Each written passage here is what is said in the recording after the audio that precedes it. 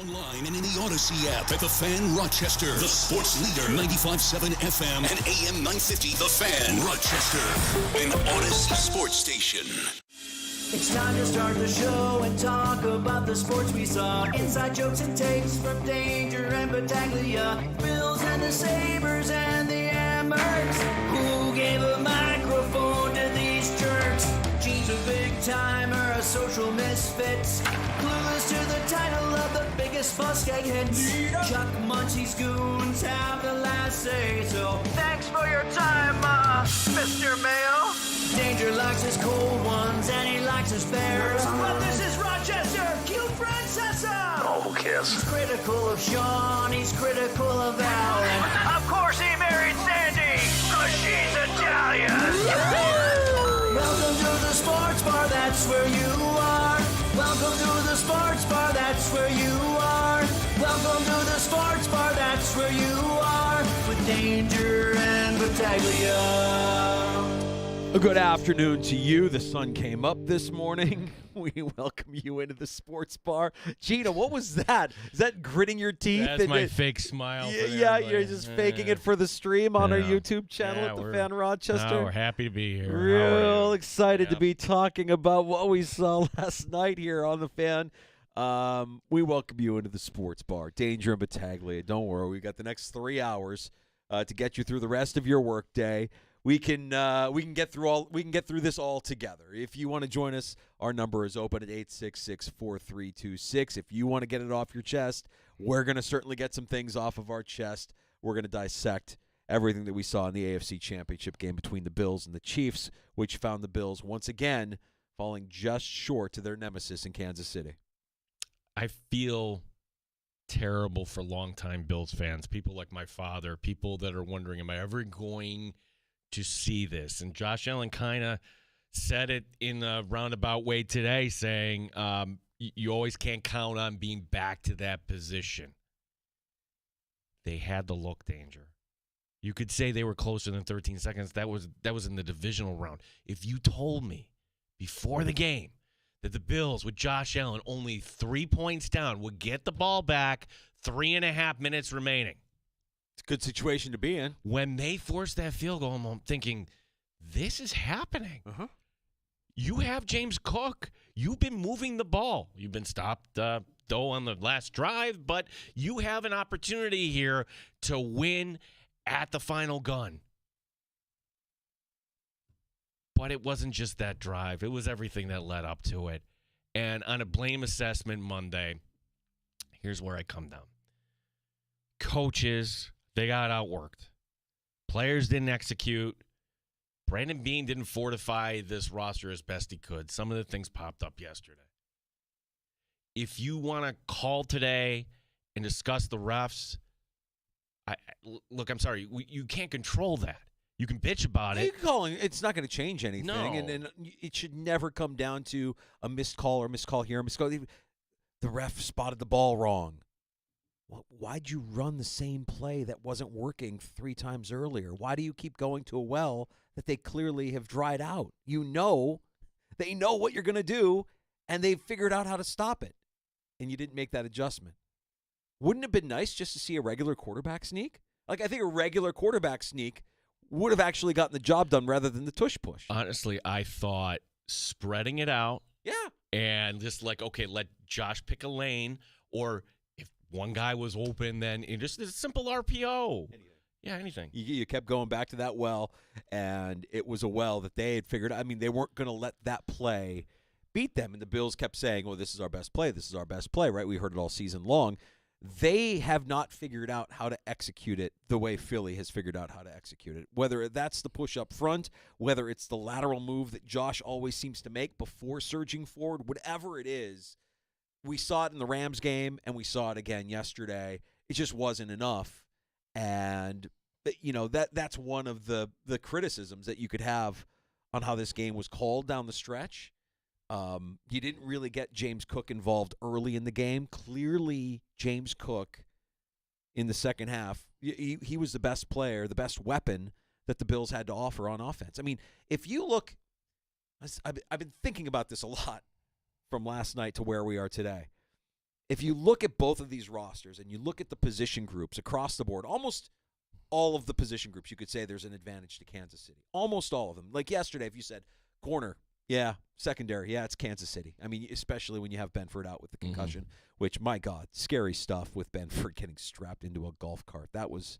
He probably didn't need to be out there. I don't know how he got cleared. He got cleared, didn't last long. Hope he's okay, and hope it's nothing that's long-term for Christian Benford. Secondary, advantage Kansas City. You could look at quarterback. I'm sorry. It's still advantage Kansas City. You could look at offensive line. Our offensive line is really, really good. I think Kansas City's offensive line is just a little bit better. Defensive line, yes, Kansas City, better defense. The one area that the Bills had on the Chiefs, backfield. James Cook, he was fantastic. You gave him the opportunity, and he was doing things that nobody else in the game could do out of that backfield. So why wasn't he in on the last drive? Thank you. That's the question I think a lot of people have. And again, I'm going to reserve final judgment because he was kind of hobbling him around. I'm assuming he was healthy. If he was healthy, the drive of the season, you're not putting out your top weapon? Hand off to Ty Johnson for a loss of one. That's you're now from behind on that drive. No offense to Ray Davis and Ty Johnson, but James Cook was spectacular yesterday.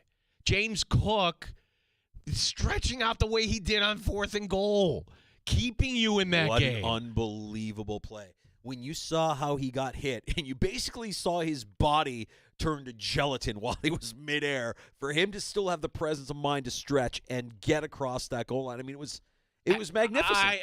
You watch that, I'm thinking, okay, nobody celebrate just yet because they're going to look at this and his knee's going to be down. How in the world did he twist and contort his body to make sure it wasn't down before that ball got over? He was the Bills' MVP yesterday. But, again, it wasn't the reason, but when Benford went out, we knew back in training camp, like Kyrie Elam is even going to make this roster. You didn't bring in a steady vet. And you could say, hey, they were up against the cap and they wanted to. Sure, I want to understand that. But Elam yesterday was just so passive. It just felt like, all right, we need a first down here. We're going to go right to his side of the field. Kind of with that, too. Cole Bishop wasn't lost yesterday, but he's not helping you. Like, that's a downgrade from Poyer and Hyde in the day. Like, Rapp and Hamlin were okay, but they're not difference makers, and especially not at this stage, at least, for Cole Bishop. And the defensive line, sure. It's funny, like, the one memorable play was actually Jordan Phillips, the guy you picked up off the scrap heap. But where was the play from Von Miller? Where was Epineza? Where were these guys yesterday? Were they getting home as they should? It's difficult against Patrick Mahomes. I understand that. Yeah. I mean, like I said at the start, it's really, really less than fortunate that Josh Allen, a top 3 quarterback in this league, is trying to get to the Super Bowl in the Patrick Mahomes era. The Chiefs are just better. Josh is great. Mahomes is elite. McDermott is good. Reed is one of the greatest of all time. The best player for the Bills didn't get a look in that final series. Nobody can explain it. Well, okay, why? And it's unfortunate that this team is trying to get over on another team during an era of success by a team that we've never seen before. We've never seen this from a team before. What Kansas City is doing is unprecedented. It's beyond what the Patriots ever did. Well, to hear it was Eric Wood today say, the Chiefs are 2 AFC championship overtime games away from 7 straight Super Bowls. Yes. Right. The Bengals and the Patriots. He's right. And it sucks because we watch Josh Allen play all season long, and we say to ourselves, this guy is a top 3, at worst, a top 3 quarterback in the NFL. And when you see him play against the Chiefs, against Mahomes, it reduces him. And it reduces him to a guy like a Phillip Rivers or a Warren Moon, which I don't want to say that's what Josh Allen is, but until they can get over, that's what he is.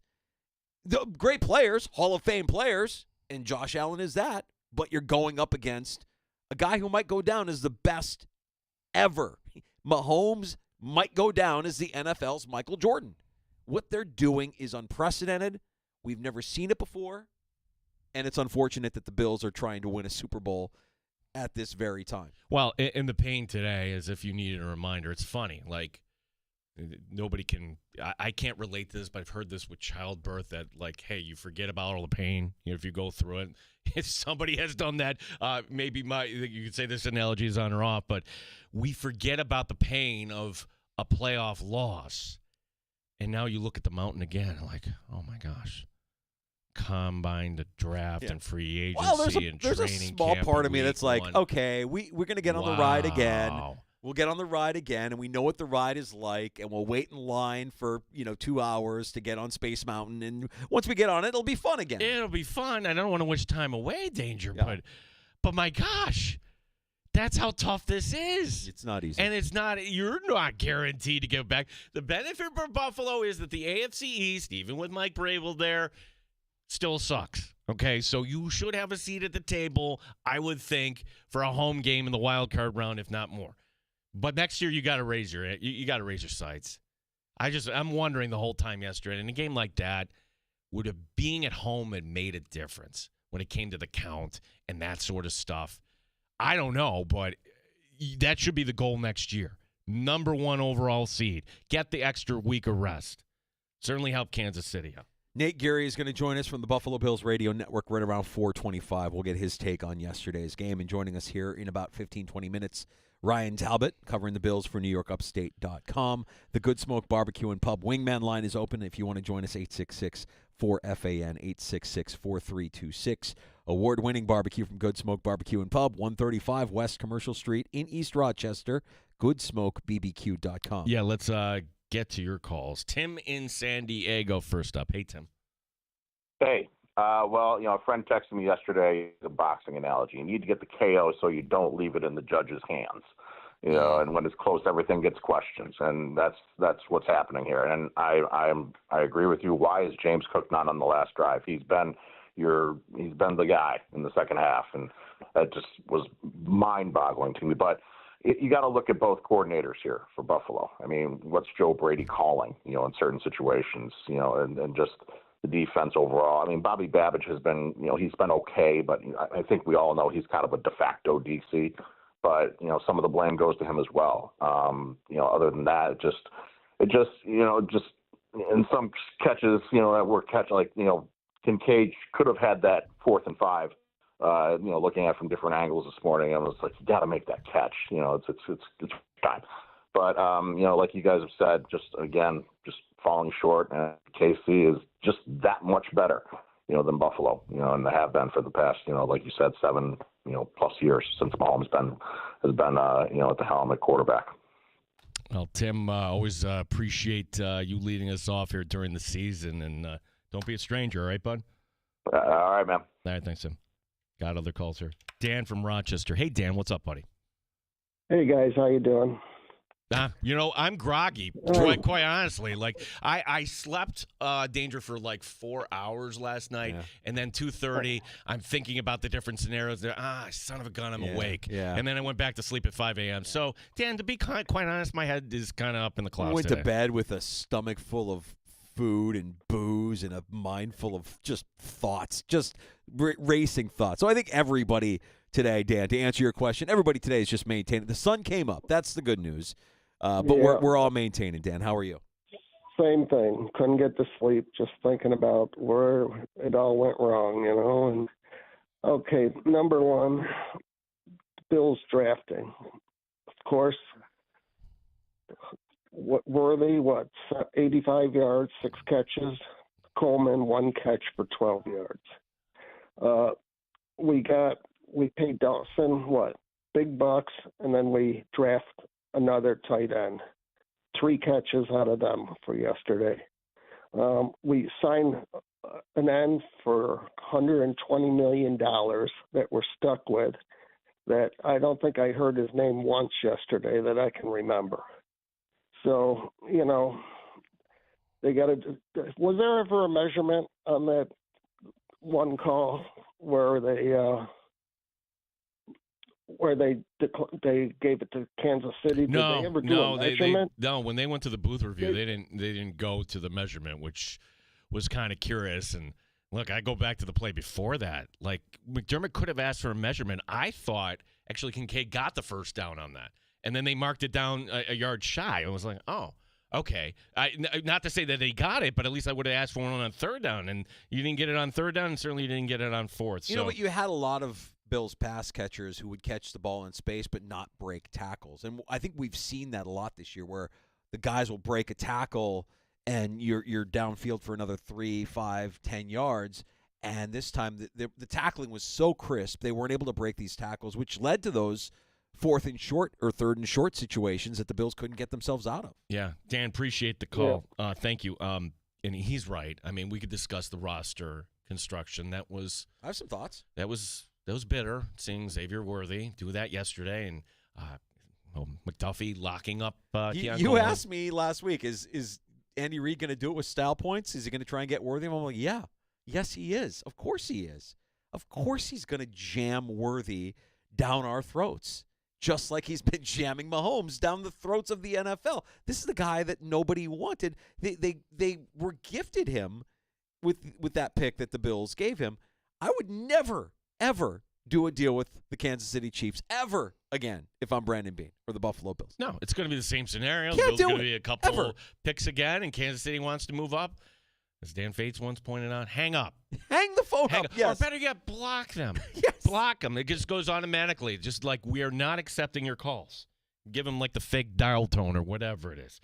Our phone number, 866-4FAN, 866-4326. We're here for you, Bills fans. Stuart in Rochester. What's going on, Stuart? Well, hi, guys. First point, the pregame show, CBS at the most had a half hour as opposed to Fox's hour. Now, CBS pregame, it was all Kansas City on the screen. They showed Josh Allen maybe 10 seconds here or there. So I think they disrespect the Bills for one thing. Do you agree with that? I didn't really think about that once. No. I didn't think about it once, Stuart, to be honest with you. Yeah, I mean, you're in Kansas City. I mean, it's what can you say? Why would you feel disrespected by that? Like, why does that bother people? I don't understand that. You feel disrespected because they're in Kansas City where they're hosting the AFC Championship game and the Chiefs are trying to get to their third straight Super Bowl. You feel disrespected by that? What's Stuart? I don't understand, man. You okay? Time on the screen, you hardly saw anything except a little bit of a picture of Josh Allen, and that was all they showed of the Bills. Stuart, when the Bills scored a touchdown. Who cares? Danger. They were showing the Buffalo stampeding. When the Bills tied the game late, they actually played Mr. Brightside. So I don't know. I mean, was that disrespectful for Kansas City? You're playing Mr. Brightside? I don't know. Thanks for the call, Stuart. Appreciate it. But now, I understand people have Chiefs fatigue. That's real. Of course. That's real. And I've read it I've seen one of our guys, Adam. He's a fantastic caller. And look, don't be intimidated to call in. You can call in 866-4FAN, 866-4326. He's just been going, I'm not watching the Super Bowl. That's how we feel today. Now, if you're saying I'm not going to watch the Super Bowl, what are you going to do? Are you going to read a book? Are you going to wine country? Like Sunday at 6 o'clock? I mean, what else is open in Rochester that you could actually do? Are you, as I learned, Netflix and chill doesn't actually mean watch Netflix. Mm-mm. But, I mean, what would you do if you didn't want to watch the Super Bowl? Yeah, I'll believe it. Like everybody wants to say, I'm done with this team. No, you're not. No, you're not. It's tough to put this in perspective. A team that had massive dead cap money, a team that we all thought would be fortunate to win the division. That consensus, Jets were the team, and here they were. But in this profession, and it just doesn't feel like put it in perspective. If you're Washington, are you upset today? No. Wow, we got a bright future ahead. But check back in 5 years if they don't break through with Jaden Daniels. And Jaden Daniels, if he continues to be a Pro Bowl quarterback, maybe get MVP votes, and if they don't break through. When you're when you're this far in. Josh Allen has been in the postseason since 2019. What are we doing? Josh Allen, the first quarterback, by the way, to make the postseason 5 years in a row and not get to a Super Bowl. How many years did it take Manning to get to the Super Bowl? He's right there with Manning, right? Yeah. It's he and Manning. Well, I know, I don't want to field these calls, but I know there are people out there that are licking their chops. It's time. McDermott isn't the guy. McDermott, save your breath. Save your breath. Save your energy. Don't burn any calories. He's not going anywhere. They're not going to fire him, nor should they. Nor should they.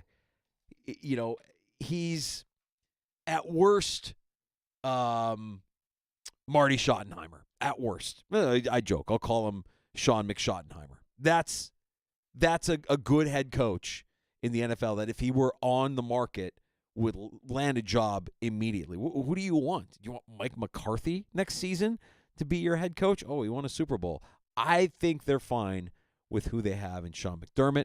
I think they're fine with who they have in Joe Brady. I think Bobby Babich is going to continue to be, to grow and improve in his role under Sean McDermott. And honestly, I think if there's one person that might be a scapegoat, you could look at the Bills through the course of the season, and it sure felt like at least once a game there was a special teams gaffe. Whether it was, the Rams game with not enough men on the field, missed field goals by Bass. You had one with the big punt return yesterday with the Bills trailing 14-10 and giving up a 41-yard return, which led to a touchdown 5 plays later. Smiley feels like somebody that might be on the outs. If you're going to assess blame, if you're internally assessing blame at one Bills drive, that's somebody that you can make a very easy exit to. I would say this: Tyler Bass redeemed himself this season. No problem with Tyler Bass. I'm thinking, is this a smart move here to kick a 50-plus yard field goal? Bam. No hesitation. Yeah, he was good. Let's take one more call before we get to Ryan Talbot, NewYorkUpstate.com, and the Shout podcast. Lori from Greece calling in. Hi, Lori. Hello. Hi, Danger. Hey. Hi, Gene. I'm calling just because I love your show. You guys are great. And I'm just calling about the game yesterday. It was exciting for a while, and I thought they were going to come back. And me too, Lori. Then, me too. I thought they had it. I said, give Josh 3 minutes and get down the field and possibly get the touchdown and win the game. Unfortunately, it didn't happen. Some of the calls I were like questioning, but you can't. Everybody's blaming the officials and saying it's all rigged and stuff. I don't believe that, but unfortunately, it's like Buffalo's nemesis. I don't know what it is. Hopefully that we will get back to back to at it again next season and figure out how to get over the mountain. But I also wanted to ask you why. I don't know if you know. Yesterday I was listening to pregame on 950, and then all of a sudden everything went and left. And the game I always listen to Brownie and Eric call the game, and the Bills radio was nowhere to be found. Yeah, I can answer that, Lori. It is an NFL rule that for the championship game of the Super Bowl, and Lori, thanks for the call here. Appreciate it. That only the flagship station gets to carry the rights, which will be WGR 550 out of Buffalo. Mm-hmm. So by the time, by contract, we had to go dark, and that was kind of a bummer. And if that upsets people, I would just say, you know what? Let Westwood One know, write to them. Let the Buffalo Bills know that we should be a flagship station. Lori, appreciate the call there. We got to get to Ryan Talbot, NewYorkUpstate.com, and the Shout podcast as well. We'll get his thoughts on yesterday's loss as the Bills fall to Kansas City in the AFC Championship game. More of your calls this afternoon, as well as we battle through the day after at 866-4326, 585-866-4FAN. Your Bills Mafia Sports.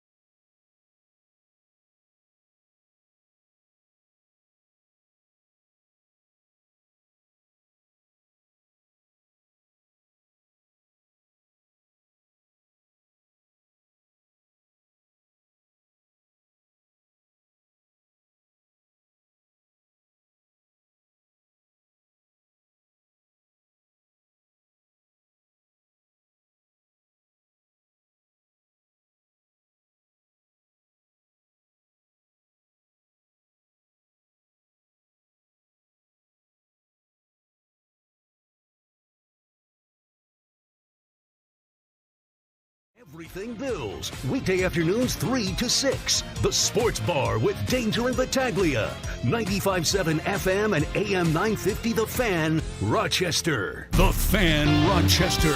Sports Update. Maybe our team, but not our year. Lockout clean-out day today. Another tough way for the season to end for the Buffalo Bills in the AFC Championship game. Josh Allen on his message to the fan base. Bills Mafia is the best fan base in the world. Even through all the hurt and disappointment that they've had to endure, we're going to continue to turn every stone over and cross the T's, dot the I's, and do whatever we can to try to bring a Lombardi back here to Western New York. As the season comes to a crashing end, we'll talk to Ryan Talbot, NewYorkUpstate.com, and the Shout podcast coming up next year in the Sports Bar.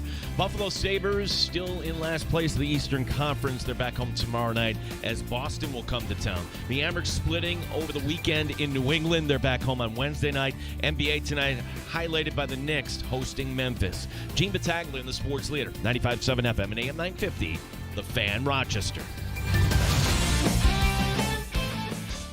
Top shelf sports talk. You're hanging out in the Sports Bar with Danger and Battaglia on the Sports Leader, 95.7 FM and AM 950, The Fan, Rochester. Well, it's been our best play all year, at one or inside of 1 yard, and we won some of those. But to your point, they're doing a good job. I thought overall, maybe we could have disguised it, maybe not. But at the end of the day, we have confidence in Josh and our offensive line to get those, and they've been getting them all year. Bills head coach Sean McDermott. The tush push.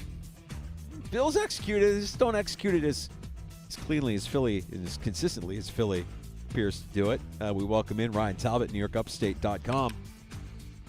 A lot will be made of the spot. A lot will be made of the calls made by the officials, Ryan. I make more of the idea that it appeared clear that Kansas City had that play down. They knew how to stop that play, yet the Bills kept going to the well on that one. And that's just one of many little things that we could nitpick about yesterday's loss. What was your biggest reasoning for the Bills not getting the W in Arrowhead yesterday in the AFC Championship?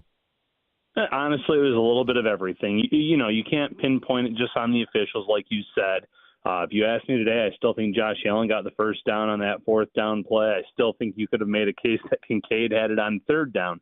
But that's just one play in the series of plays in this game. You look at the defense, the amount of chunk plays that they gave up, despite having two stops in the third quarter to kind of right the ship. They struggled quite a bit in the first half. They gave up a lot of points overall. This was the first time that the Chiefs scored over 30 points all season long. So once again, it was another case of the defense not showing up when it mattered most. They made some plays, but not enough. And same with the offense. Josh Allen, he said there's some throws he would like back.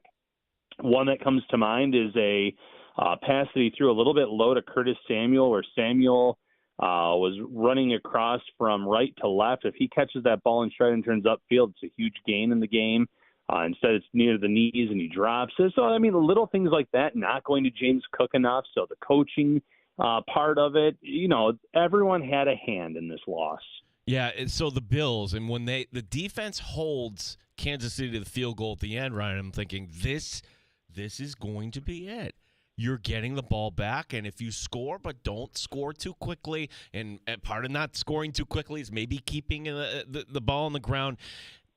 Was James Cook all right? Because, to me, it's kind of the easiest second guess there to say, why wasn't James Cook out there on that last drive? Yeah, that's a great question. There was nothing from the team about him being injured. That's, the million-dollar question is why wasn't he out there? Why wasn't he more involved? He was running the ball so effectively all game long. And, you mentioned it. You hold them to a field goal. Jordan Phillips gets a huge sack on that drive that really backs up the Chiefs. If you would have told the Bills going into that game that you would be down 3 points with 3:33 to go and a chance to win and go to the Super Bowl, they would have signed up for that every day of the week. And they had some chances. Obviously, that last play to Dalton Kincaid is another missed opportunity.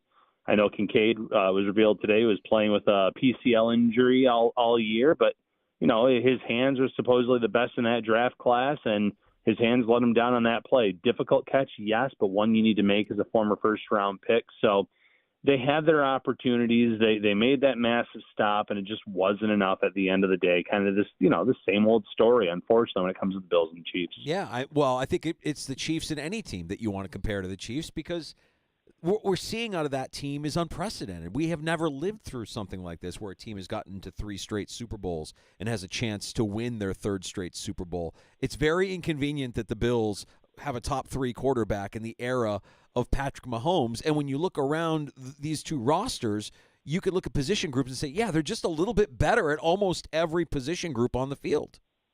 Yeah, it's the truth. I mean, there's just little edges here and there, and this is very reminiscent of the Tom Brady era in New England, where you had some great quarterbacks. You had a guy like Peyton Manning, who took 9 seasons to finally break through and win a Super Bowl. You had Ben Roethlisberger, who won 2 along the way.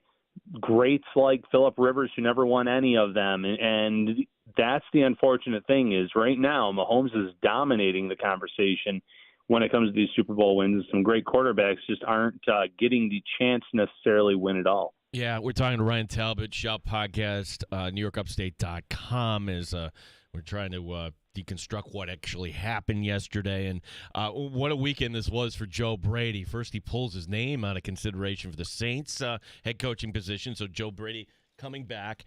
But then we also kind of look at yesterday, and I just thought, Ryan, that, okay, Joe Brady's got some growing here to do, because I thought Steve Spagnuolo certainly won the battle head-to-head. Yeah, 100%. And Spagnuolo does this to a lot of people.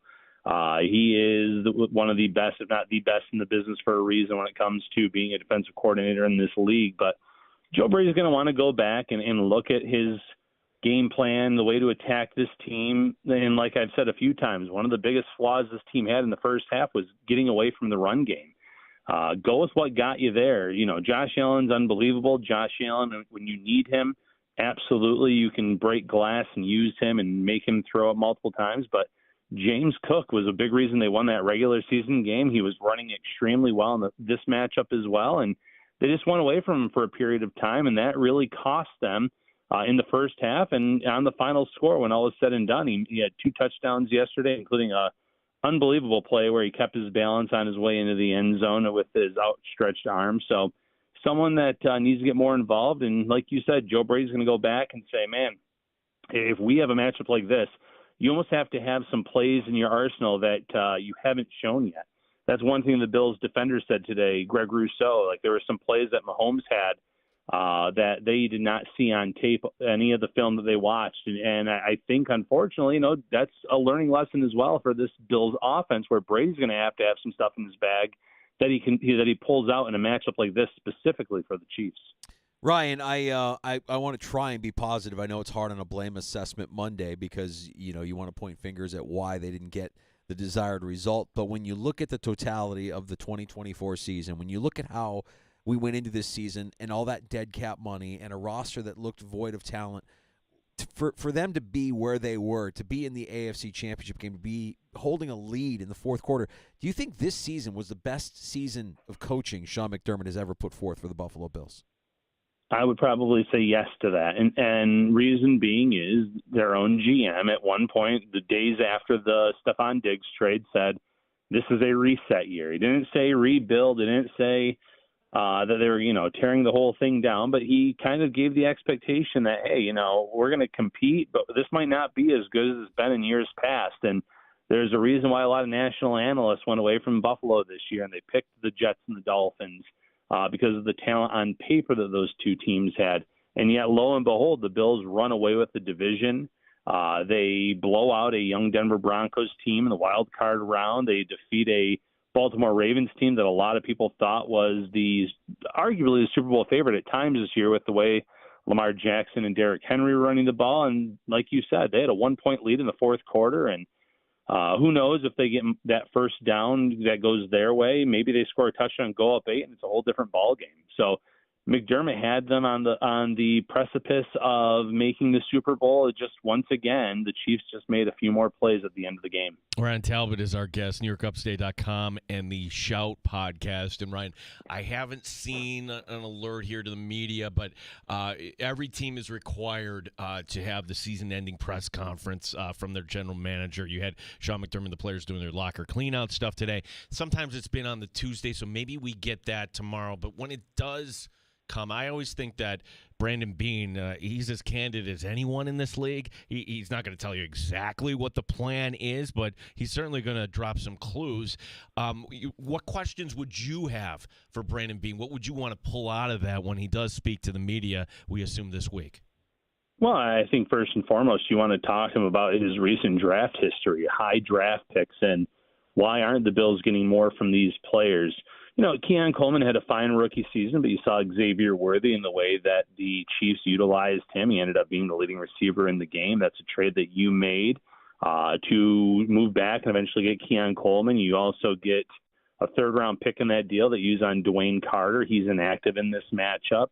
You have Cole Bishop, who came in, but he didn't start the season on this team. Obviously, an injury derailed him a little bit there. But it's not just them. It's Dolan Kincaid taking a step back this year. And yes, we learned about the injury today. Kaiir Elam, just unfortunately at this point, you have to use the word bust for the marriage between him and the Bills. It's just not going to work. There's a reason he was inactive more times than not. And once you saw Christian Benford go down, a lot of fans quickly thought, man, this might get out of hand really quickly. And while the game didn't get out of hand, you certainly saw Patrick Mahomes and the Chiefs picking on him. You saw him far behind in coverage. As good as he is with some of these late-round picks, UDFAs, finding guys there, and the talent that he has in free agency, he's had too many swings and misses early in this draft since becoming Bills GM. So with that in mind, as we turn the page and we start to look at what next season could look like, and there's a lot of time to talk about it, but what do you think are the pressing needs for Brandon Beane here, whether you're talking about free agency or in the draft? Well, I mean, every team would love to get a premier pass rusher, and, you know, in the draft, that's a crapshoot. The Bills do have some high draft capital. If you can't hit with those picks, maybe you try to package them or some of them to get a deal for a guy like Max Crosby. See what the Raiders want for a guy like that. I know he's talented. I know he's a leader. It's not someone they're going to want to get rid of, but they also have to be realistic. And if Crosby says he would, you know, want to trade, for instance, maybe you listen to that, because that's a team that has a lot of holes on their roster, and the more picks that they can get, the more they can speed up their rebuild process. If that's not realistic, then you have to attack the defense specifically in this draft class. A few defensive tackles, I would say, and luckily for Buffalo, this is supposedly a very deep defensive tackle draft based on what a few analysts have already come out and said. I think it was Daniel Jeremiah that said he had 15 defensive tackles in his top 50. Maybe it was more than that. So that alone tells you how many good or great defensive tackles there are. Cornerback has to be a big need as well. You have Christian Benford. Rasul Douglas is a free agent. He took a step back this year in his first full season with the Bills. And then after that, like we just already mentioned, Kaiir Elam just doesn't seem to be a fit for this system. You have Jamarcus Ingram, but you really have to attack the cornerback position as well. So it feels like a defensive-heavy draft class should be a priority, but you also want to add some more weapons for Josh Allen. It's just, how do you do it? They're going to have a lot of picks, but they really do have to hit on some of those middle to late round picks, but especially those first few where you try to get a difference maker on the defense. On the positive side, I like how, Tyler Bass, who we talked a lot about this year, Ryan, kind of picked himself up, dusted himself off, and, provided the Bills the points they needed yesterday. But I'm just wondering, special teams, will the Bills have a new coordinator coming up next year, do you think? I will be stunned if they don't. I would not understand the rationale by keeping it the same. I get Sean McDermott is a very loyal coach to his guys, and you didn't fire him in season. So there's your loyalty right there. You have to upgrade that unit. That, when he first came to Buffalo, that was like his baby. Special teams is like, we're going to be great on special teams. We're going to It's going to help us with field position. We're going to, have the best coverage units, and they did for a few seasons, and it's gotten really bad really quick with Matthew Smiley. So there are some very good coordinators that are out there. Denver fired theirs. I don't believe he's signed anywhere yet. They moved on from theirs, even though he was a top 5, top 7 unit this year, just because Peyton's special teams coordinator from New Orleans became available. He was fired elsewhere, so that just kind of seems the route they're going there. So you go that route, or you could just kind of see who else is out there. Maybe there's some other some other coaches, that have caught Sean McDermott's eye. But yeah, that is one coaching position that absolutely has to be changed. There's a few where I think they have some great coaches in there. Obviously, Cromer comes to mind. Jamil Adai, I like what he did with the talent that he was given this season. And the list goes on and on. There are some very good coaches, but there's certainly at least that one that needs to be replaced. And maybe the Bills think there's even more than that.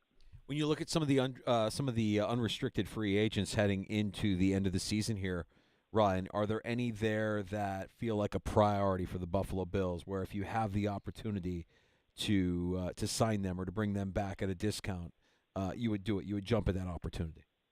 Yeah, Ty Johnson comes to mind. He proved himself to be a valuable asset to this team. I know they love Ray Davis, and they're going to want to re-sign James Cook, I would think maybe before his last year of his rookie deal. But he was someone that was great, and the more backs, that three-headed backfield was working well for them. So I think he comes to mind. Mac Hollins would not break the bank. He's another player that I think they would want to re-sign. And I don't have the whole list in front of me right now in terms of the let me throw a name at you. Sure. Damar Hamlin. If you're giving him backup money with the chance to compete, sure. He knows the system. He was fine as a backup option. But you saw it, last night was a great example of when you have him against some elite teams, elite defenses. He was a step behind on a touchdown reception. He was on a few plays, in fact, for that matter. And I think he's a fine player, but if he's looking for decent money or starter money somewhere, no, you move on from him. What about Amari Cooper?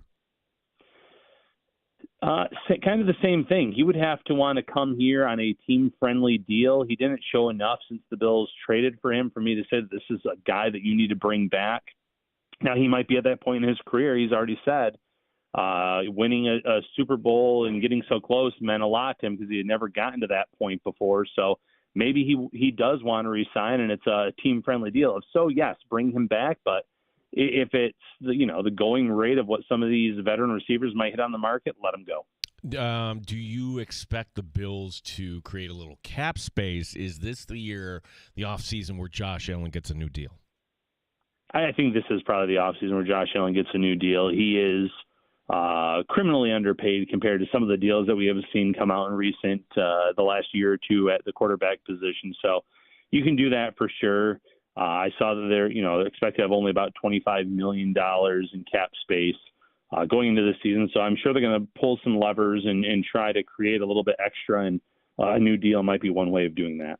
Ryan, it was a fun season, man. Really enjoy the ride as we do every year. It seems like the McDermott era, although it hasn't resulted in a Super Bowl, it has resulted in quite the ride year in and year out. Man, we're very lucky to have you as a part of it here in the Sports Bar. Really appreciate you giving us the time that you always do. What are you and Matt working on this week here as the season has come to a conclusion? Yeah, we'll definitely have a live podcast probably the day after, or the day of, that we hear from Brandon Beane. We'll have some more live shows in the off season, keep doing that, and we'll have plenty of coverage, whether it's free agency, the draft, and before you know it, we'll be back at St. John Fisher University. Yeah, it's the Senior Bowl this weekend, Ryan. It just that dawned on me right after the game last night. Like, okay, I haven't cracked the book yet regards to the draft here, Ryan. So we got to catch up here. Yeah, better to be doing it now than back in November during those drought days where you're already looking ahead. For sure. We know that well. Thanks, Ryan. Appreciate you, bud. Hey, thank you. There's Ryan Talbot, NewYorkUpstate.com, the Shout Podcast with Matt Perino. By the way, Perino stops by tomorrow at this time, as he does every Tuesday here in the Sports Bar. We have a lot to get to coming up in the 4 o'clock hour. Yeah. Well, Mike Danger's theory went wrong. We didn't even talk about that other game. The curse has been lifted. The curse has been lifted, man. Well, is it lifted if he doesn't win, though? Yeah, you made it back. That's all you need to do is make it yeah. back to the Super Bowl. That's the first time that's happened. The first time that a quarterback, and I love that on Championship Sunday, I was getting messages from people that were like pointing this out to me. I'm like, yeah, we've been talking about it since the end of the season. We've been talking about this since like November. But yes, Jalen Hurts in making it back to the Super Bowl becomes the first quarterback since the Kelly era Bills to return to a Super Bowl after losing his debut trip to the Super Bowl. But can he become the first quarterback now since Elway to actually win after having lost? And Elway lost 3 before he actually kind of broke through. I've got that list, by the way. And it's when I read the list, it's like, okay, who on here is actually good? Yeah. There's a couple names on there. It's like, okay, I would take them. But, yeah, I don't. Yeah, that's it, too. And just wonder, like, wow, the defense really carried that team, or what was it on that team that led them, this quarterback on that team, to a Super Bowl? Did you see the Wickersham piece?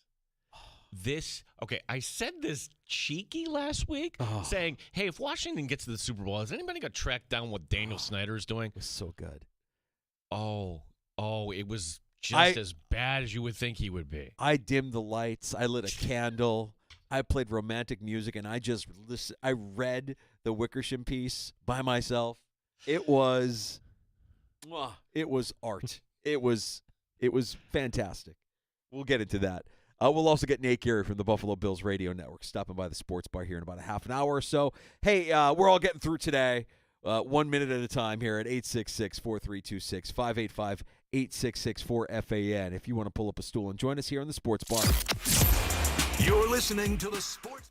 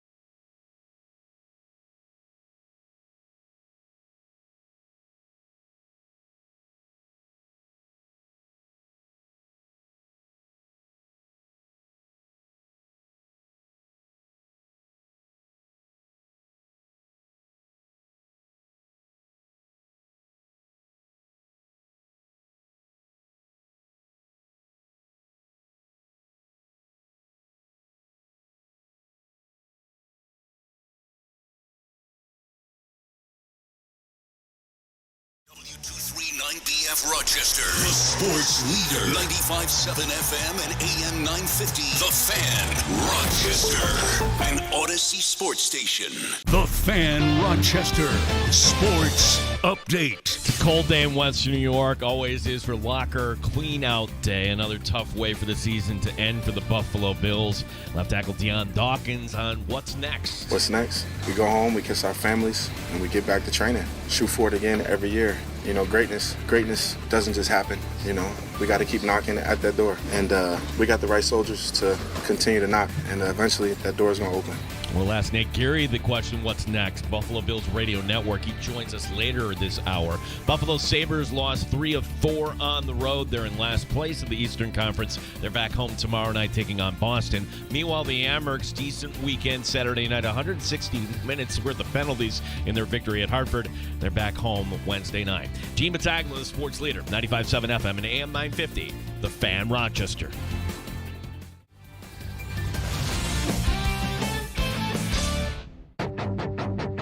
The Sports Bar with Danger and Battaglia. So a bitter end to a magnificent season by Sean McDermott and his team. But once again, the hurdle cannot be cleared here in Kansas City. This time they lose by a mere 3 points, 32-29. It's not fun to be the champs. You had to beat the champs, and we didn't do it tonight. Every loss is tough. Just came up short. You know, just came up short in a big game. That's how close these games are. You know, that's how good teams are when it's this close to the Super Bowl. We had a plan for that, and it just didn't go our way. So proud of the guys. They battled. They gave it everything they had. And just came up a little bit short tonight against a really good football team. Mike Danger. A somber day. The Buffalo Bills season has ended at the hands of the Kansas City Chiefs again. Gene Battaglia. Okay, here we are again. They're going to be back here. The Bills' time will come. But I think the bigger question is, where do we go from here? Yep. 95.7 FM and AM 950 The Fan, Rochester.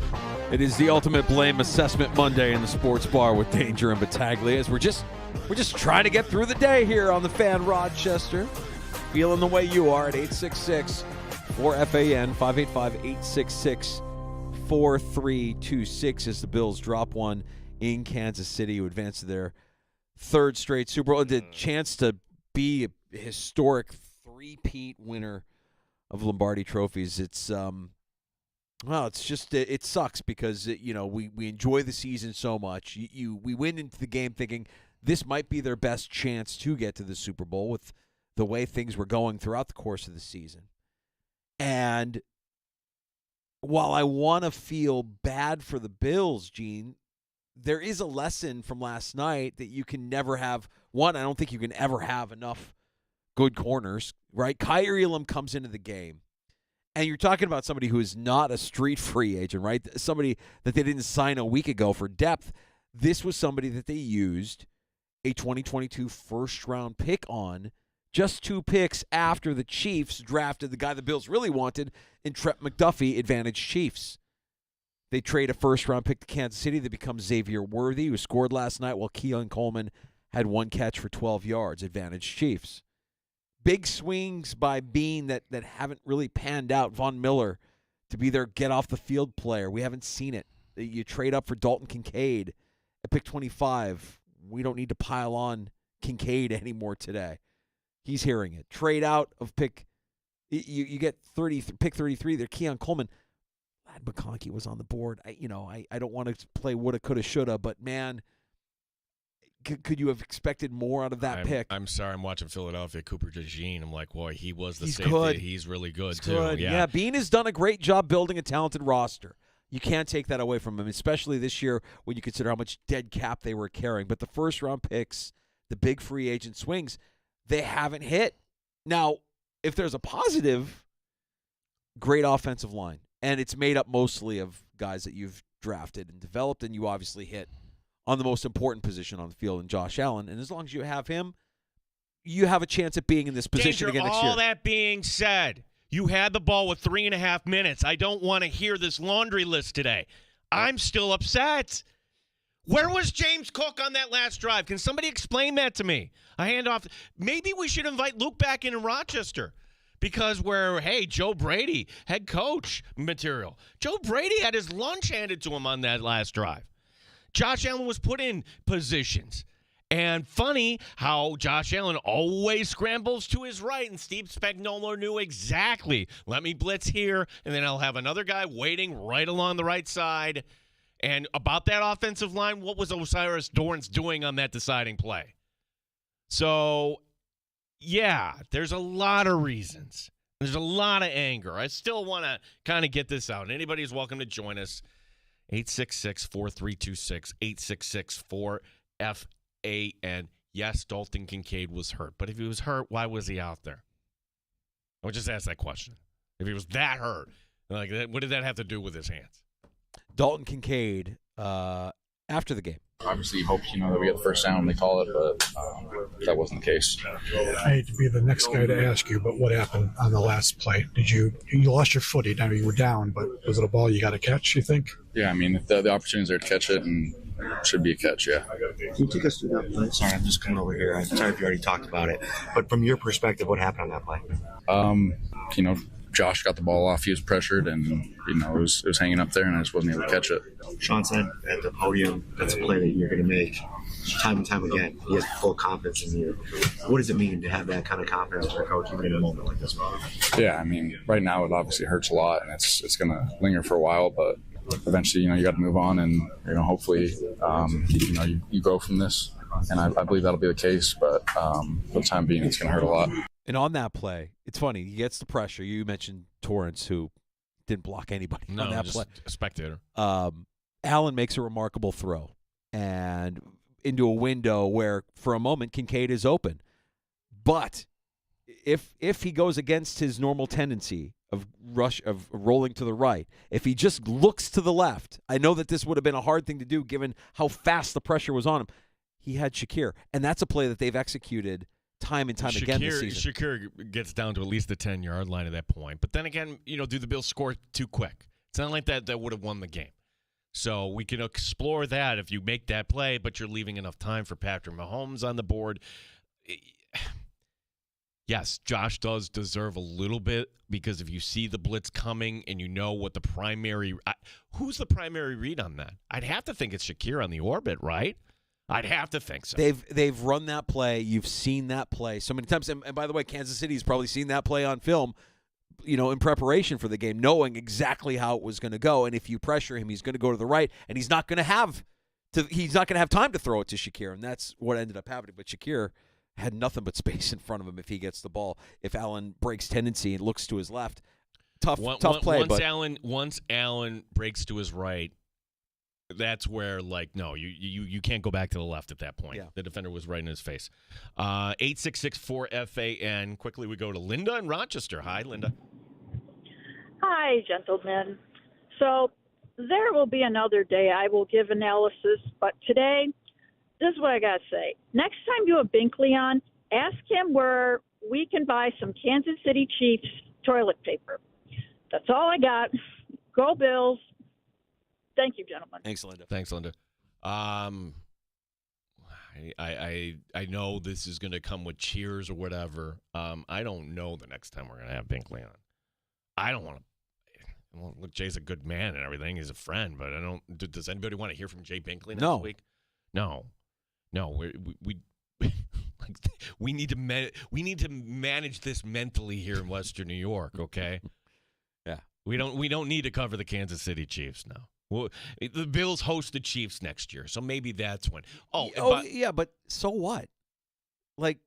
Okay, you get them in the regular season at Highmark again. So what? Does it matter? It doesn't matter. No, I'm just saying when we would possibly have Binkley maybe, on again. Yeah, maybe. I just think you beat the Ravens in the divisional round. So what? Nothing matters. You didn't do what you needed to do. You didn't beat the team that you can't get over. You didn't slay the dragon. And again, I'm not going to pile on the play of Josh Allen or say that. I mean, you could be critical of some of the calls that were made. They're just not as good as the Chiefs. The Chiefs are just a little bit better almost across the board. And that's what's maddening and infuriating about this team. And it's a hard thing. If we were just football fans and we weren't Bills fans, we might be able to appreciate what we're actually what we're actually seeing on Kansas City. It's funny. Like you just look at some of the national. Wow, what a great AFC Championship game. After that dud of an NFC Championship game, what a great game. Delivered. I don't think anybody's kind of viewing this as, oh, the Bills flopped. Okay, again, perspective. I lived through 4 Super Bowls. You did too, Danger. Those were S shows. The first one was fantastic, okay, and it was like, oh, gosh, if Andre Reed doesn't drop that pass, we all point to the Norwood kick, but there was like 20 other things. Every other game was over before halftime. Disaster, right. Fourth one, you were ahead, but no, that was a blowout too. So we have an experience. That's also the frustrating part of this. Like, you know it's within grasp. Yeah, and the margins are so thin, and it's a call here, a call there, a drop pass here. Again, it's a lot of what ifs, and Kansas City's just better at eliminating the what ifs. They're better at executing. I mean, what if the Bills get off to a stronger start? What if Josh Allen's first 2 passes don't look like they were going to be picked? Well, that's where, again, the Patriot analogy. The fact that the Patriots never scored at all in the first quarter in any of their Super Bowls. It's like they had to settle in. Yeah. And for Josh, he was too amped up yesterday. That's how he gets. Like, he was just too amped up. I think that first series he was, and I think it kind of carried through a good chunk of the game. Yeah, and Brownie, they did a good job talking about this. Like, those minutes count too. It's late before halftime, and you're down by 11. You have to get points, to their credit, which they did. And for the record, Danger, I don't have any problem with taking the 1 extra point off the board and going for 2 there. You should have gotten that. Brad from Rochester, what's up, Brad? Hey, I as I comforted my daughter who was crying last night because they lost. Oh. It killed us. I can't knock McDermott for not being aggressive because every other chance he had a chance to go, he did. I mean, except, in classic times that you have to punt, you're on your 30. The tush push thing that had, a 97%, rate of going right didn't work last night. And they didn't have a backup for it. And from there, the defense got stops, which usually they never get against Mahomes. I think that was the first time I've seen 2 stops besides a turnover against Mahomes in the playoff game. And then the other stupid fact is that the Bills have scored 240 points. Mahomes and Chiefs have scored 245 points in their playoff games. I mean, how closely matched is going to be? One of these times it's got to hit in our favor. Yeah. Spagnuolo is a great defensive coordinator. I'm not talking regular season. I mean, Spagnuolo is a defensive genius, and he doesn't probably get enough credit for what he needs to do. No one else stopped Josh this year. He did. Yeah.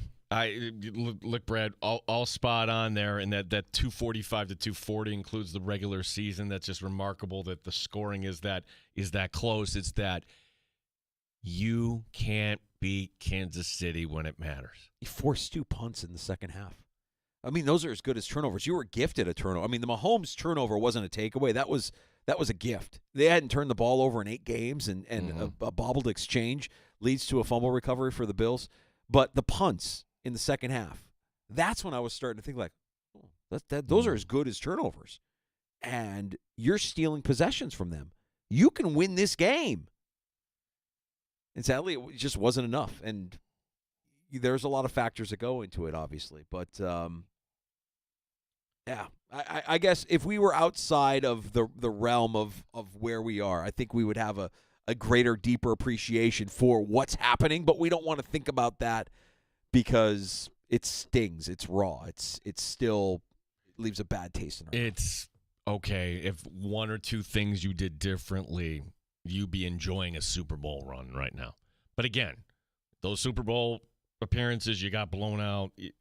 From that standpoint, does it feel better that you played them close again? How would they have looked if we're playing the what if game? What if they won? How would they have looked against Philadelphia? Well, I went on BetQL yesterday. Do you know what the line was? They had the future line. Oh.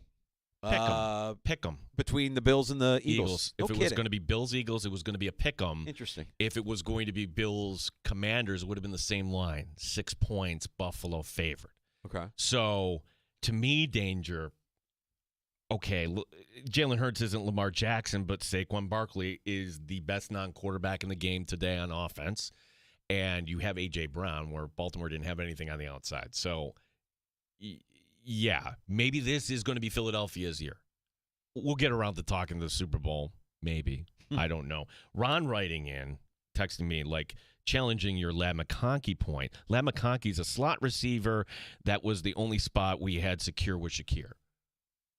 Yeah, but I look at, wasn't that what Keon Coleman was? Keon Coleman's not a sideline, downfield threat either. I think Keon Coleman actually would see more success In if the he slot. was a slot Yeah. receiver, like a big slot, like a Amon-Ra St. Brown kind of receiver. But McConkey had a great season, and Coleman had an okay season, and maybe that's just part of the development. Maybe there's more there. Maybe it gets better next year. I think Josh, like a lot of good quarterbacks, is in this place now where he has to trust you. I'm going to throw it to you, but you have to catch it, which is why Shakir gets peppered with targets. He knows. Chances are, if I target him, he's catching it, and we're going to be fine. Did anybody see Matt Collins develop the way he did? Matt That's Collins, terrifying, by the way. It's terrifying that a guy who dresses like a Muppet pregame is your leading receiver. Terrifying. If you're winning, be as thirsty as you want. Go right ahead. Yabba dabba do, animal, rah, rah, rah. Absolutely. But that's terrifying. And that's what this team was. Mac Hollins led your team in touchdowns this year. That's a guy that he trusted. He knew if I throw it to him, he's going to come down with it. He's not going to drop it. You can't say the same thing about the other receivers. So I think there's a massive need for a big play pass catcher. Yeah, Cooper in his prime, we didn't see that. If it's something team-friendly, certainly would entertain it for Cooper, but you can upgrade there. Yeah. Well, that's a conversation that we have plenty of time for. Oh, don't we? Don't we ever? By the way, that list danger of quarterbacks. All right, so here it was. Again, the stat, and now it's over. This is the curse. The curse has been lifted. Yeah. The Four Falls of Buffalo curse. These, since Buffalo made the Super Bowl, the quarterbacks who made their debut but lost and never got back. Ready? Tell me which one of these guys you would take today. Stan Humphries, Neil O'Donnell, Drew Bledsoe, Chris Chandler, the late Steve McNair, Kerry Collins, Rich Gannon, Jake Delhomme, Donovan McNabb, Matt Hasselbeck, Rex Grossman, Colin Kaepernick, Cam Newton, Matt Ryan, Jared Goff, Jimmy Garoppolo, Joe Burrow, Jalen Hurts, finally Brock Purdy, Jalen Hurts, the first guy on that list to get to Super Bowl number 2. I'm kind of happy for Jalen Hurts. I think Hurts is a winner. I've always said that. I know that he's not like universally loved or viewed as like the best quarterback in the NFL. He's certainly far from it, but he wins. I feel like he's just a winner. The guy is just a competitor. And I'm kind of excited that he got back. And I'm excited to see Saquon in the big game too. I mean, like that is just a special player. And we've been talking about Saquon from his Penn State days. I mean, like that we just knew he was going to be something then. When the Giants look back on their team's history, that's going to go down as the biggest roster blunder in their team's history. And the thing is, because the cameras were there. Yeah. Nobody would have known, like, okay, just Saquon just wanted to leave. Yep. From that list, is there anybody that you would ride with? Well, and then Bledsoe did make it back, but he backed up Brady. So, like, that's, deserves a mention there. Who would I want? Well, Burrow. I think Burrow's going to win one. Even with, as long as he stays healthy. With Cincinnati? I don't know that Burrow wins one with Cincinnati. I don't think Goff. Does Goff get back? Cam Newton was spectacular he shined bright for a few seasons. Matt Ryan, great career, made it once, never got back. Donovan McNabb, 4 straight NFC Championship games, 1 Super Bowl. I think of guys and I don't want to like say this is what Josh Allen's destiny is. I don't believe that it is, but right now at this stage of his career, Josh Allen is Phillip Rivers. Josh Allen is Warren Moon, really, really good quarterback, Hall of Fame caliber quarterback that can't get to the Super Bowl. It's almost apples to apples, but here's why it's not, though, because those guys didn't have the roadblock that was ahead. When the Bills are going to Super Bowl, we don't like to talk about this. The AFC kind of sucked back then. Like, they kind of had like a clear path every year to get back. My gosh, if the Bills were in the NFC, we would have had it by now. Stan Humphries had to got his teeth kicked in by the Cowboys. Neil O'Donnell throws the interception and the Jets pay him up. I'm sorry, Stan Humphries getting his teeth kicked in by the Niners. Neil O'Donnell getting his teeth kicked in by the Cowboys. Yeah, that was some memories there. And then, of course, Rex Grossman. How do I forget Sexy Rexy? The sex cannon. I'm just going to throw it downfield. No regard for coverage. Just throwing it downfield. I didn't realize there was this rule. Watching that Philadelphia-Washington, like, this is going to go on forever here, the jumping off sides. We wanted to see it happen. I wanted to see it happen, We were rooting for it. We're like, do it again. Let's test these guys. Like, okay, really, one more time, and I'm putting you in timeout. No, really, now we're going to give you points. Now we're going to give up. I'm like, I want to see it happen. Jump again. Do it. The rule is on the books for this reason. And good job by Kyle Brandt for, and the staff at Good Morning Football for pulling this up. 1954 Cotton Bowl. Somebody comes off the bench and makes a tackle that shouldn't have. Okay, a guy was in the clear. Oh, I can't let him score a touchdown. No, that we're going to award you the touchdown. So remember when Joe Flacco, they had to kick it off? He's like, hey, no, just make the tackle. What are they going to do? They could have. Wasn't there a player? Didn't a player trip somebody or like stick their foot out here like in recent years, like in the last 10, 15 years? Was there a player or a coach that? Well, that was Tomlin. Wandering off, not paying attention to where he was. Tripped somebody, right? Yeah. Award points for that person too. I thought that was fun. I'm like, do it again. Let's see it. Let's see if these refs actually mean what they say. Follow the rules to the letter. Give them a touchdown. Put points on the board over a penalty. We got to get to Nate Geary. Late night for Nate. Late night for a lot of us. And we're getting through it. Nate Geary from the Buffalo Bills Radio Network. We'll talk more AFC Championship next on The Fan.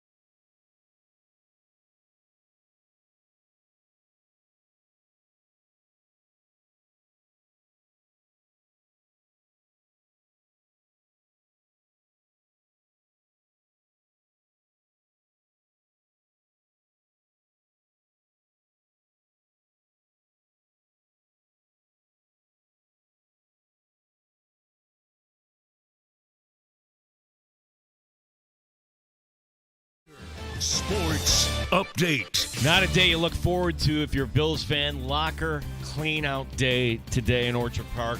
Another tough way for the season to end in the AFC Championship game. Quarterback Josh Allen on his message to the fan base. Bills Mafia is the best fan base in the world. Even through all the hurt and disappointment that they've had to endure, we're going to continue to turn every stone over and cross the T's, dot the I's, and do whatever we can to try to bring a Lombardi back here to Western New York. Well, where do we go from here? We'll talk to our friend Nate Geary, Buffalo Bills Radio Network and WGR. Nate joining us next year in the Sports Bar. Sabres back on the ice tomorrow night against Boston. Buffalo losing 3 of 4 on their recent road trip. The Rochester Americans coming off a game where they had 160 penalty minutes combined against Hartford in the win. Back home on Wednesday night. Gene Battaglia in the Sports Leader. 95.7 FM and AM 950. The Fan, Rochester. The beer is cold and the wings are hot. You're in the Sports Bar with Danger and Battaglia on the Sports Leader, 95.7 FM and AM 950 The Fan, Rochester. I mean, we could always do better. Just their very first play of the game was a quick RPO, and that was you could tell. I mean, from that was their game plan. I don't think they knew they couldn't protect against us in straight up pass protection, and they dominated with RPOs and all that kind of stuff and kept us on our toes. Bills pass rusher A.J. Epineza on the Chiefs' game plan against Bills' defense. Bills' defense had surrendered more points to Kansas City Chiefs last night than any other team this season in the NFL. Blame assessment Monday. And Nate locked in his office for the last almost 8 hours. Don't talk to me. Not talking to anybody, avoiding contact, staying caffeinated, and joining us now in the Sports Bar with thoughts from last night. And I just keep going back to the point, Nate, that it is extremely inconvenient that the Bills have a top 3 quarterback in Josh Allen that is playing in the Patrick Mahomes era. Yeah, it sucks. Yeah, I've got my office lights dimmed down, just in case anybody walks by. They don't even really pop in. They just assume I'm not here.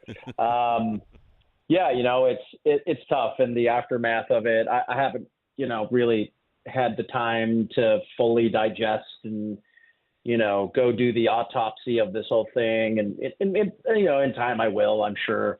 At the end of the day, it just what it came down to is what it kind of always comes down to with the Chiefs, which is, coaching, just being better prepared than the Bills were. And even though I think they were better prepared, even though I think, the 2 big calls in that game went against the Bills that I think were very obvious. Another, conversation for another day about the league and review. And if you can't get reviews right, then what the hell's the point of it all? But all this said, calls going against them and being outcoached again. And they had the lead after dropping 21-10 late in the first half. They get a 22-21 lead, get a big stop coming out of the half. And, they just didn't make enough plays. And I think that ends up being the sort of story of this team in this era of dominance in Kansas City is they just know that in the crunch time that you knew this game was going to come down to the final 5 minutes. I said it to you guys last week on Friday when I was with you, or Thursday or Monday, whenever I was with you last week, right? It was like, I think I said to you guys, it's going to be a 5-minute game. The first 55 minutes is going to be nip and tuck back and forth. It was, and it came down to the final 5 minutes and, a drop here and a missed blitz pickup there. And here we are talking about, who they should re-sign. And it's just, that line is so, it's so marginal. And, and a couple of different plays go your way. We're talking about, how do you stop Saquon Barkley? And instead today we're talking about, what are they going to spend that $25 million they got in cap space next year on? Yeah, Nate, one of the things that we talked about last week too, and you mentioned it after the fact, is that we kind of discovered what we thought was different about this Bills team this year, that they weren't afraid to lose. And, man, even going into the game, there was a calmness. They looked calm. And I know that Josh Allen was – he was pretty amped up. You could tell at the beginning of the game. He wasn't very accurate. His first 2 passes were almost picks. Do you still believe that this is a team that moving forward won't have that fear of losing in order to be able to be a winning championship caliber team? Yeah, I think they're right there, right? Again, I was just talking about these simple single plays here or there that go the other way, and we're talking about maybe a different outcome. And I think going into the game, there was a real sense of calm, and at the same time, to start the game, Josh was jacked up, right? I mean, he basically throws two lasers to start the game that nobody in the stadium could have caught. Defender or offensive player, right? And then you watch, them punt the ball in their first drive. They get the ball, then punt, and then the Kansas City Chiefs, like just surgeons, walk down the field from the first play, 10 yards a chunk, 9 yards here, 11 yards here, 12 yards here. And that's the difference. I mean, it just truly is them coming out. They're so cool, calm, and collected. You have to be perfect when you're playing the Kansas City Chiefs, especially in the playoffs. It's really where they wait. Like you heard a lot of these guys, Rousseau and Torrance, talk about how there were, blitz. Basically, they were dummying that blitz the whole game. They were just waiting for the right moment to call that blitz on fourth down. And it just, goes to show you how far ahead Steve Spagnuolo is. And it's not just against Sean McDermott, it's against everyone. And, I think at the end of the day, I don't take back anything I said. I do think they played with a very different mindset. But when it came down to it, the Bills gripped the ball tight in the situations that the Kansas City Chiefs were cool as a cucumber. And that ends up being the difference. Yeah, Nate, on that last drive, maybe you don't get to the fourth down play if they had James Cook on the field. I mean, was Cook dinged? I mean, he was having, dare I say, like a career game. He is carrying the Bills. He was their best playmaker. And I'm just wondering, why wasn't he out there to begin that drive? Yeah, I don't know if there was injury. I don't know. I'll tell you this, that I didn't think they used him enough. And I think they've really all year done a great job threading the needle of kind of riding the hot hand. I think last week they probably should have ran Ty Johnson a little bit more. I thought he was kind of on and it was having a game. And this time it really clearly was James Cook. I mean, he was, I think at times, the best player on the field yesterday, and they did not do enough to get him to the volume that he probably needed to make a bigger impact on that game. But they come out on first down on that final drive and they run pitch and get blown up in the backfield. And I'm thinking to myself, man, it's not the time for that play. Like I need you kind of recognizing you got 3 minutes and 2 timeouts, and you got to make some plays down the field and get yourself in a position.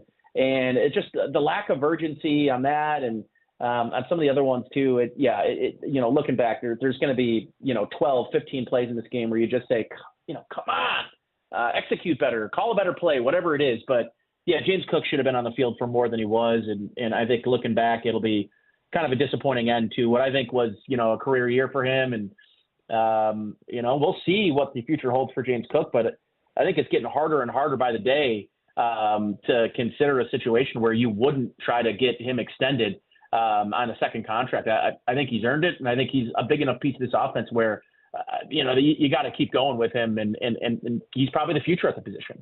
You can never have enough good corners is what they say, Nate. And when we saw Benford get concussed, and that was a scary scene, knowing Kyer Elam was going to be in there and probably going to be, a target, somebody that they were going to go after, which they did. I mean, this is not a street free agent we're talking about here. We're talking about a 2022 first-round pick that was a liability that they knew exactly who to target early on in that game.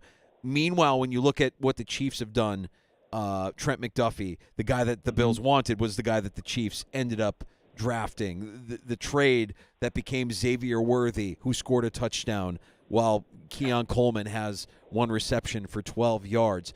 Before you even talk about any of the plays on the field in yesterday's game, the way these rosters have been constructed, and I want to give Brendan Beane credit for putting together the talent that he has on this roster, but there have been some significant misses, and you could throw Dalton Kincaid in there after last night too if you want to, in the first round, in the early rounds here for the Buffalo Bills. Yeah, and again, it's funny how fickle the game can be, because we're not talking about the shortcomings of drafts and what they did in the first round if a couple of plays go the other way. And again, it's that razor thin line that is the difference. And, I think of it this way, guys.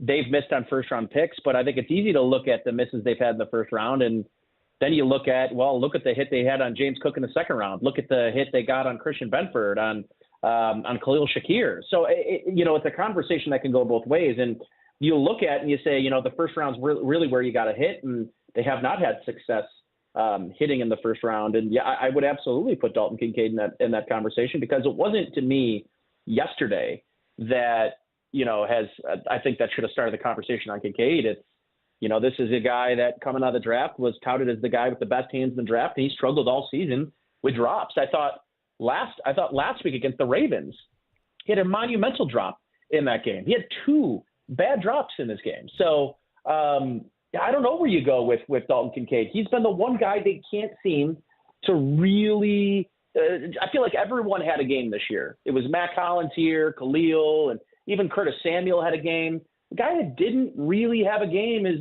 Dalton Kincaid. It's a first-round pick. And Kyrie Elam was a disaster, like an absolute disaster when he had to come in for Christian Benford. And I don't know what they do there. I watched him on that first drive he was in. I'm thinking, how can the Bills keep putting him back out there?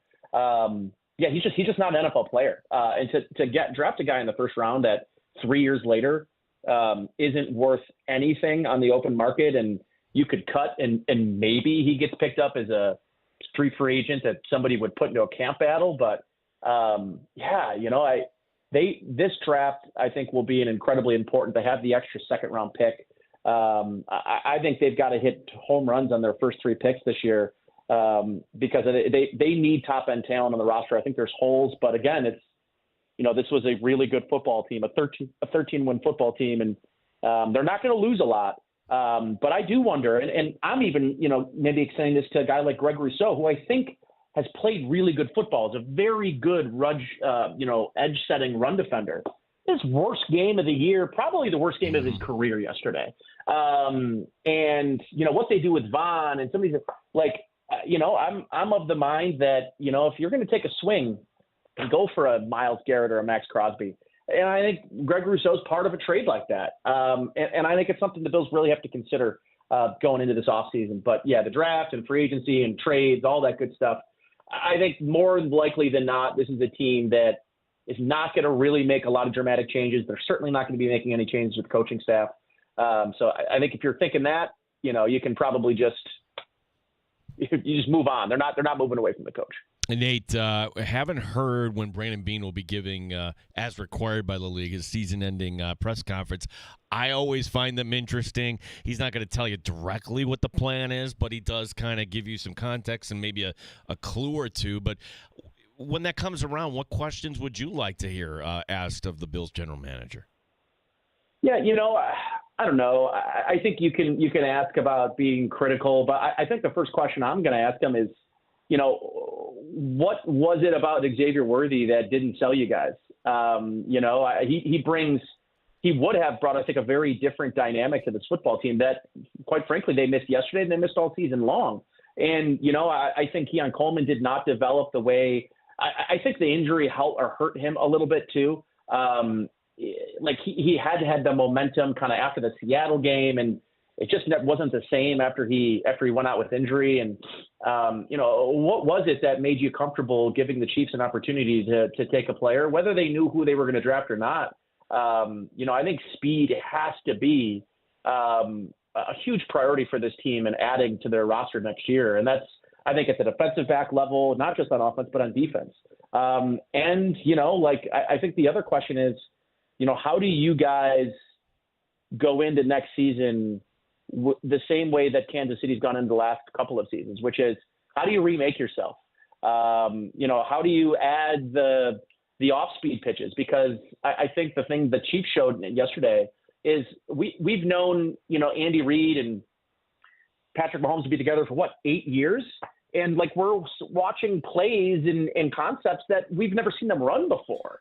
That needs to be the same kind of thing the Bills do. And so I think those are the, personnel. And I just, for me, the thing I really want to know, and you'll never really know the answer to this, but, what the heck was, sort of the reasoning behind them, allowing the Chiefs to move up and get a player that I think they should have been all over.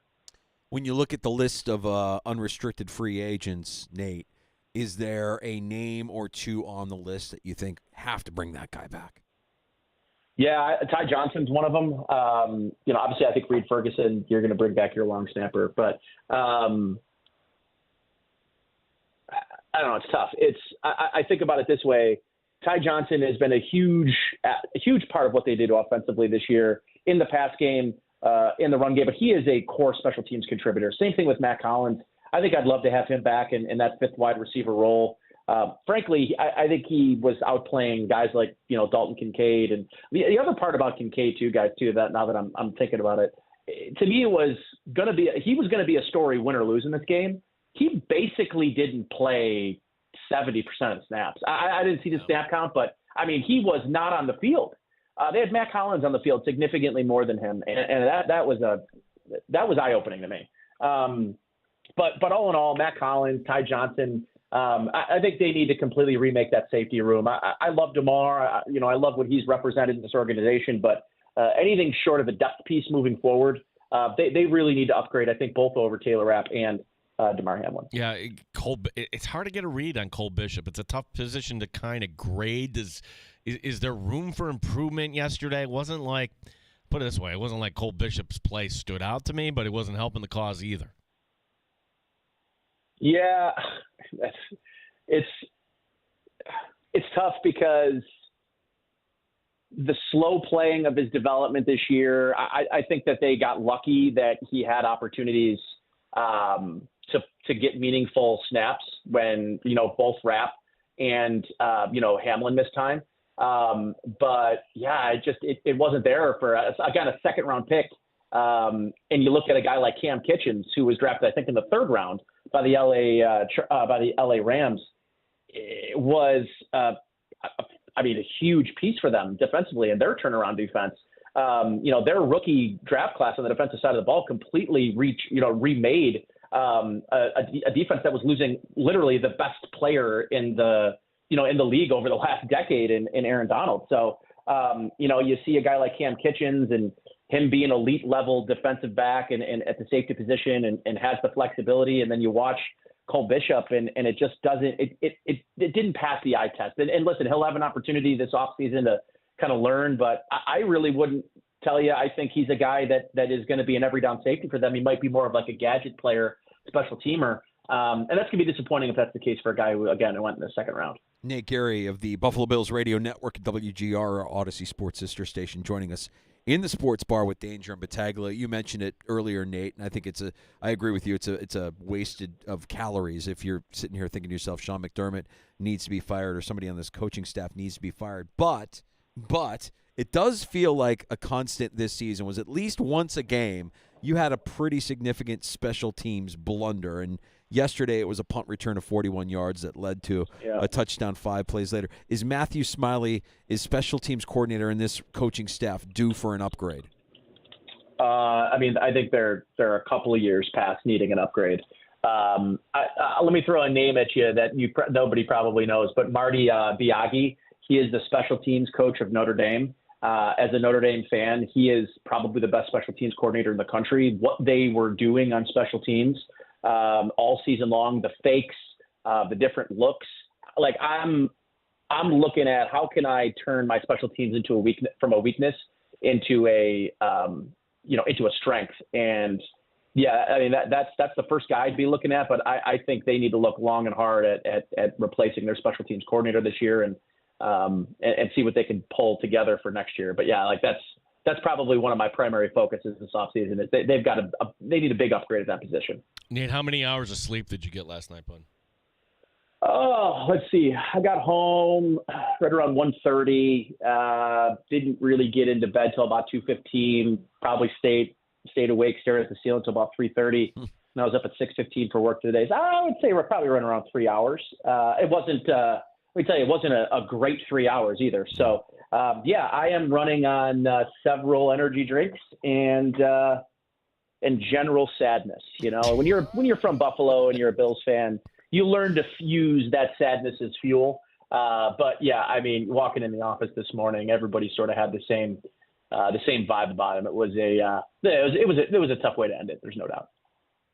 Well, Nate, the time that you've given us this season is something that can't be replaced. We really appreciate you giving us the time that you gave this season. It was not the outcome we were hoping for, but it was one hell of a ride. It usually is with this era of Bills football that we're living in. It's a roller coaster ride that we can't wait to get back on again as soon as this league year gets underway and we can start talking about free agency and the draft and looking ahead to St. John Fisher.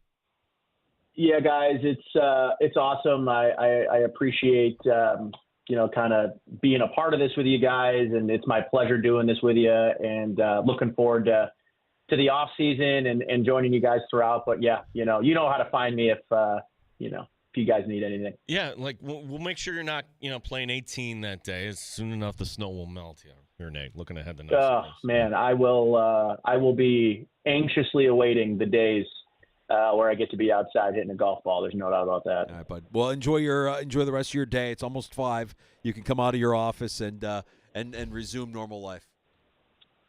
Sounds good to me, guys. Again, I appreciate it. Great season, and happy to join you guys when I can. And go Bills or whatever. Thanks, Nate. There's Nate Geary, the Buffalo Bills Radio Network. That's where we're at. Go Bills or whatever. Go Bills or don't. Whatever you want. I don't care. Well, yeah, he said that half joking, like, hey, I'm just going to lock myself in the office today because he had to get work done. How many people, maybe not just being sleep deprived, but you're talking about this, getting coffee, talking about it in the cube next to you? I mean, I can't imagine this was the most productive day in Western New York. The thing that has driven me crazy is, and it's the thing that everybody wants to talk about, that we won't spend a lot of time talking about, but it's the officiating. It's the thing that, because in my day-to-day, and you're maybe like me, where you just come across casual fans, they're not going to be able to break down why that 4th and 5 play didn't work, right? They're going to be able to look at a replay during the game and say, well, that should go our way, when the rule might say otherwise. That's the conversation that's fatiguing to me today. Well, and again, when I see all your tweets, see the messages, it's not a discussion that goes anywhere. Should the officiating be better? Yes. It will. And will this actually lead to change? This is the interesting part. Well, I mean, is this going? And we've been asking for this. You don't need the chain gang. That was remarkable last night that they just looked at the video and you didn't have the dog and pony show, the chain gang coming out on the field to do that whole routine. Use technology. Put a chip in the ball. Sean McDermott is on the competition committee. So I would imagine that there are some takeaways and some learnings from last night's game that could actually impact the way games are officiated in the future. I just can't listen to it. I can't hear, because it's in the grand scheme of a big game, and you mentioned it earlier, and I think it's a great point from Brownie and Tasker earlier. Like, every minute matters, every play matters, and early in the game, Josh was amped up. That first series was ugly. Well, and that's why you're the coaching staff. You have to know your quarterback. Hand the ball off. Make sure that you're just getting dialed in. I said this online. Call a design run for Josh. Let him take a hit. Let him kind of get into the game that way, because, yeah, when you're throwing the ball high and wide like that, that just means you're it's the same thing when you're on the mound. If you're a little wild, you're just too amped up. Happy hour is next, although it doesn't feel like happy hour. It is a Monday that we're going to get through. We are getting through. Hungover hour. Yeah. Well, you can join us at 866-4326. That's 585-866-4FAN. If you want to get it off your chest, we're here. We're going to get through it together as the Bills drop another heartbreaker at Arrowhead to the Chiefs, who advance to the Super Bowl with a chance at a three-peat, which, again, it's just nauseating. The people today that are also saying, I'm not watching the Super Bowl, I'll listen to it. I don't believe you, but I'll listen to it today. I'll listen to it today. But I would ask you, what's the plan if you don't? I don't believe you, but I will listen to it. There's no other sporting event that night you could go to or watch. How many things are actually going to be open in Rochester at that point? We do have time if you want to join us at 866 for FAN. We'll get to a round of shots as well, and lots to unpack from Nate Geary, Ryan Talbot, as we continue to dissect the loss in the AFC Championship to the Chiefs as the Bills' season comes to an end. More next on The Fan. You're listening.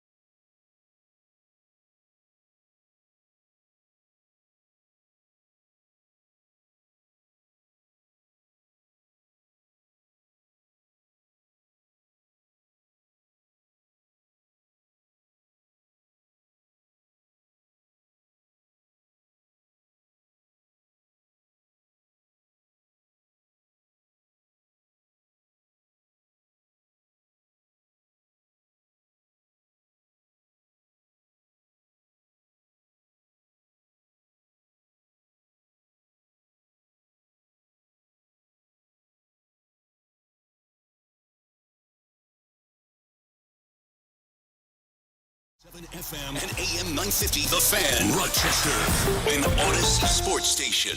The Fan, Rochester, sports update. This is always a cold day in Western New York for Bills fans. Locker cleanout day, another tough way to end the season. The AFC Championship going to Kansas City. Left tackle Deion Dawkins talking about what's next. What's next? We go home, we kiss our families, and we get back to training. Shoot for it again every year. You know, greatness doesn't just happen. You know, we got to keep knocking at that door. And we got the right soldiers to continue to knock. And eventually that door is going to open. Still to come in Buffalo, GM Brandon Beane's season-ending press conference. The date and time of that has yet to be announced. Buffalo Sabres home tomorrow night. Things not going well for the team on the ice. They've lost 3 of 4 on the road, the team in last place of the conference. The Amerks back home Wednesday night. Tonight in the NBA, the Knicks hosting Memphis. Gene Battaglin, the sports leader, 95.7 FM and AM 950, The Fan, Rochester.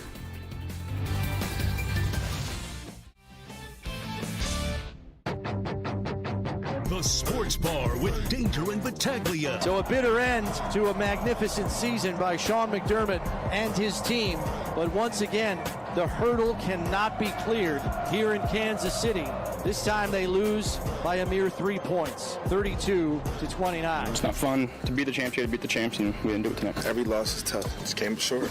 You know, just came up short in a big game. That's how close these games are. You know, that's how good teams are when it's this close to the Super Bowl. We had a plan for that, and it just didn't go our way. So proud of the guys. They battled. They gave it everything they had. Just came up a little bit short tonight against a really good football team. Mike Danger. A somber day. The Buffalo Bills season has ended at the hands of the Kansas City Chiefs again. Gene Battaglia. Okay, here we are again. They're going to be back here. The Bills' time will come, but I think the bigger question is, where do we go from here? Yeah. 95.7 FM and AM 950 The Fan, Rochester. Where do we go from here? Hey. There's the question. We're gonna. Did Dan pull that from last year? Because I'm sure he did. Sure, like another. Gino. In part of my preparation for today's show, knowing we were going to talk about another excruciating loss by the Buffalo Bills at the hands of the Kansas City Chiefs, I went back to my notes from last year. And pretty much everything that I wrote about the game last year is applicable today.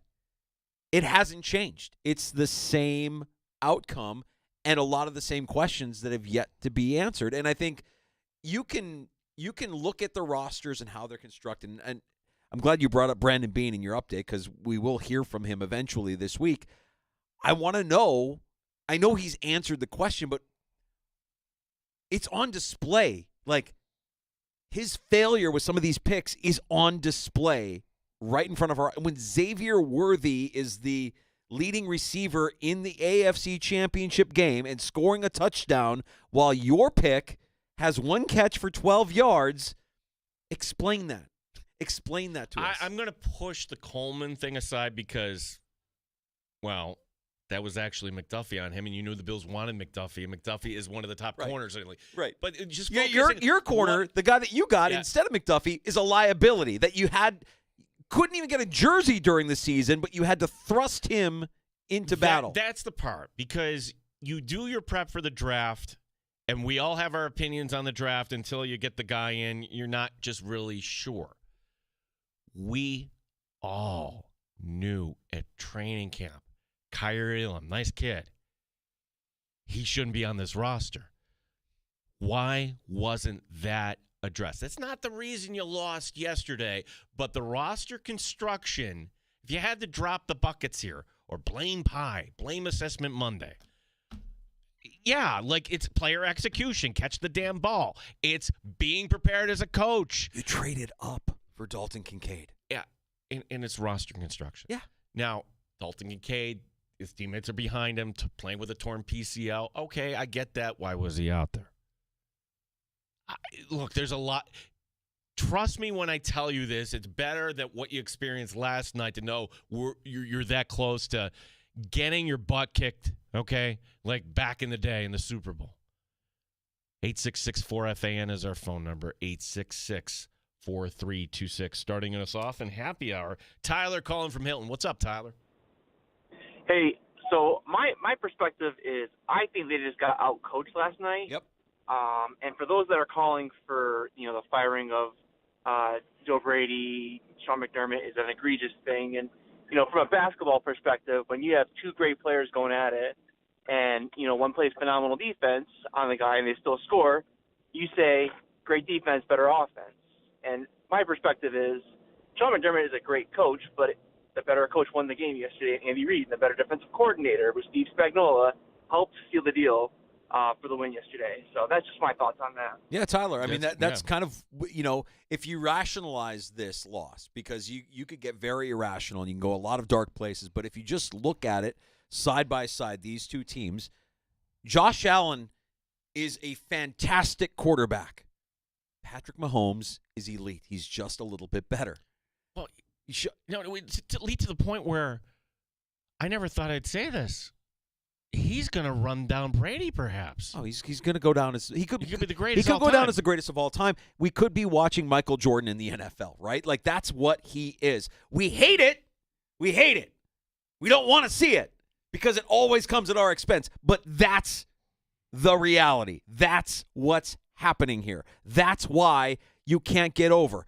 You could do this exercise in almost every position group and coaching position between these two teams and be like, yeah, they're just a little bit better. Steve Spagnuolo might be just a little bit better of a defensive mind than Sean McDermott. Just a little bit better. The one area, if you're mad about something today, I will listen to this. I think this is directed anger that makes sense. If you're mad at anything, the one area yesterday on the field where you, the Buffalo Bills, looked like you had an advantage over your opponent, James Cook. And he wasn't out there. Was he hurt? We don't know. Right. Somebody told me about the tent, but I didn't see this. I saw him leave the field, and he kind of crouched down. He was like kneeling down, and I don't think we saw him after that. Yeah. Something happened. He took himself out. Did he cramp up? Nobody's saying anything. But that drive, folks, be honest with yourself. You stopped Kansas City, and by stop, you forced them to a field goal. Oh, my gosh. 3.5 minutes to go. Did you learn from last year where if you hold onto the ball, and Tyler, great using the basketball advantage, you're going to hold for the last shot. You're going to hold for the last shot. You're not going to let Mahomes have it back, and maybe you score with 30 seconds or whatever it is left on the clock. And you know how you do that? That's not by throwing the ball incomplete and stopping the clock. It's using the effective running game. And I would wonder, why wasn't James Cook out there? Right. So, Tyler, your call is, in my opinion, is exactly where my head is at. That's how I've been rationalizing another disappointing end of the season to the Kansas City Chiefs, is that you just look at the rosters and how they're constructed and the coaches and how they're employed, and you just say, you know what? I'm sorry, they're just a little bit better. Well, and how they're constructed, boy, we knew the secondary was okay, but you're going to take two starters out, your best player in the secondary out. Poor Christian Benford. I wonder if he shouldn't have been out there in the first place. Oh, that was scary, man. No, that is. Yeah, watching a guy get strapped into a golf cart because he's kind of unconscious. He's that groggy. Yeah, was rough. That was a rough watch. I'm sure the NFL didn't like CBS showing you that. But again, go back to training camp. Why wasn't a trade made for some veteran corner? You could say it was the cap. You could say whatever it is. You've got some work to do. Now, on the positive side, and again, we've got weeks, sadly months, to talk about this. How do you improve this roster? Greg Thompson, Cover One, says his estimate, keeps track of all this stuff, by what he thinks the cap would go over. The Bills will have $25 million to play with. Okay, you've got some free agents, which we will discuss. You certainly have draft picks. You've got 2 second-rounders. Do the Bills use that draft capital and go for a big swing? I would just start here. Start over on the secondary. I like Taylor Rapp. I think we like DeMar Hamlin. They're never going to be Poyer and Hyde. They're not. They're not difference makers. When you face an elite quarterback like Patrick Mahomes, you got to investigate at least how you get better. Cole Bishop is kind of the question mark, right? Didn't really see much out of him.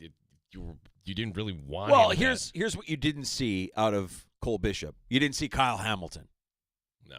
As soon as you see Kyle Hamilton on an NFL field, you're like, that's it. Okay. That guy's good. Okay. I'm watching the NFC Championship game. Jealous.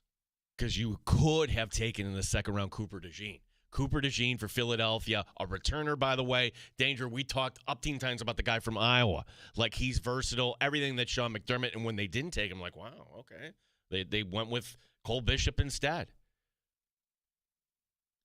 Yeah. A lot of second guessing. And I guess because it's the season of second guessing, when Brandon Beane does go up there, I hope that he is pressed on that a little bit. I know he's answered the questions about the 2024 draft already, but in totality, when you look at his overall body of work, he got the quarterback right, and he's hit on some late-round picks. You've found some value that have probably helped you. See, that's where that negates if you had Benford in round 1 and Elam at the end, nobody's saying anything. If you had Dalton Kincaid as a 5th rounder and Khalil Shakir as a late 1st rounder, nobody would say anything. So I guess it washes out. But now, okay, a 1st rounder in 2 seconds. Thank you very much for the Steph Diggs trade. This is where you're going to need to hit because you're not going to be able to fill everything. And I think you need guys that can contribute. I know that they want to bring guys along at their rate, but I needed more out of Keon Coleman. I needed more out of Cole Bishop this year. I wanted more out of those guys, and I don't think that's me being a selfish fan. I think that's just the reality of playing in the NFL when you have a franchise quarterback that you're committing that much cap space to. You're going to be here day one, and you're going to contribute day one. No more of this, we got to bring them along. Or if you're telling me that they can't be out there on week one, then you're telling me they're not good enough, or you reached for a player that isn't worth what you're paying for. Well, and then part of it, too, the equation, because I saw Worthy early in the year, and look, I did this. I pointed and laughed. Come on. Look, that's... We were talking about it last week. Yeah, maybe he's just a fast guy who can't run routes. Well, he is a fast guy, and he's a matchup problem for a lot of teams. He blew right by Hamlin. That's right. Touchdown. He's a fast guy, and he's going to be a matchup problem. Maybe he doesn't run the most precise routes. Maybe he can't catch with any consistency. But he found pay dirt, and our guy got 1 catch for 12 yards. Kind of disappointed. The other first-round draft pick that you traded up for in the first round, I shouldn't say the other because Coleman was a second-round pick technically. Yeah, that's the guy that had two critical drops and largely disappointing this season. Dalton Kincaid. It also was disappointing and sounds strange. Hey, you scored 29 points. I'm going to bring up the offensive coordinator. Since we were on the air last, Joe Brady pulling his name out of New Orleans. I'm thinking, okay, this is smart. I like this. You see what Ben Johnson did, and you look at what New Orleans doesn't have. They have no cap space. They don't have a quarterback. There's not much hope there, even though the division's kind of meh. No, let me just go back to Buffalo and run it back. I'm thinking, this is really smart. That was not the best time for Joe Brady to call his worst game of the year. Honestly. Right. Like, that's, again, you're going up against Steve Spagnuolo, too. Well, I think the thing that's frustrating is they have plays that they know work. Shakir goes in motion, and he goes behind Allen, and he cuts. We saw that play earlier in the season, and we heralded. We're like, unbelievable play design. What a great call. Led to a touchdown. Fantastic. Well, that's on film. And Steve Spagnuolo is not going to ignore the plays that are working for you. He's going to take them away from you. The tush-push. That was surprising. That Is it, though? Is it surprising when you have one of the best defensive players lining up across from your quarterback? Is it surprising when you're facing down Chris Jones? I don't know that it's surprising, Gino. And for them to stop it once or twice, we're going to the well like 4 different times. That's our best play. That's Sean McDermott after the game. Well, it's been our best play all year, at 1 or inside of 1 yard, and we won some of those. But to your point, they're doing a good job. I thought overall, maybe we could have disguised it, maybe not. But at the end of the day, we have confidence in Josh and our offensive line to get those, and they've been getting them all year. We could have disguised it. To that point, this is going to be kind of a deep hole for Bills fans, where Drew Bledsoe once upon in a game in Seattle did that kind of and then all of a sudden, popped it out to McGahee, and McGahee ran 50 yards for the touchdown. It seemed like what were you setting up for that? Because every time you're lining up like that, we know it's coming. Everybody know it's coming, and you're basically saying, try and stop us. A lot of teams can't, but the Chiefs are equipped, and they knew exactly what was coming and how to stop it. They were more prepared. They were better coached. You're not that good where you can just run the play, and you still had to kind of get the Chiefs guessing a little bit. Yeah, the execution, the way Buffalo has executed all year does look different to me than the way Philadelphia executed. I mean, with Philadelphia, it's like, okay, automatic. It's happening. It's automatic. And their offensive line is great. I'm not taking anything. I don't want to discredit the Bills' offensive line, but Josh does this thing where he'll move laterally before he moves forward. Right. And that, I know he's trying to find his hole or find the gap that makes the most sense, but it's just that little hesitation, that little lateral movement that I think makes it a little bit more of a risky play than the way you see Philadelphia execute it to perfection almost every single time. I kept waiting for okay, let's just get Josh Allen out in space to the outside, something like that, make him one-on-one. Heck, on that last drive, they let 12 yards. Thank you very much. If of all the times I thought maybe this is just going to be Josh left, Josh right, and it ends up being the turnover on downs. Yeah. A disappointing outcome, obviously, for the Buffalo Bills. The Chiefs now with history in front of them and a chance to be the first team to ever three-peat as Super Bowl champs. A date with the Eagles just under 2 weeks from now. You can write to us on X, our handle, The Fan Rochester. You can also write to us on YouTube. Hello to everybody watching the stream there on YouTube and Twitch. William writing in. Now, this is going back to, all right, I've heard this more than once, and maybe you're feeling this. I'm just going to take the Super Bowl off. I'm not going to invest any time with the Kansas City Chiefs. And honestly, it crosses my mind to think that, but you know what? My profession probably have to watch the Super Bowl, right? Yeah. But I just pointed this out. Like, okay, if you're going to go down that road, I hear you.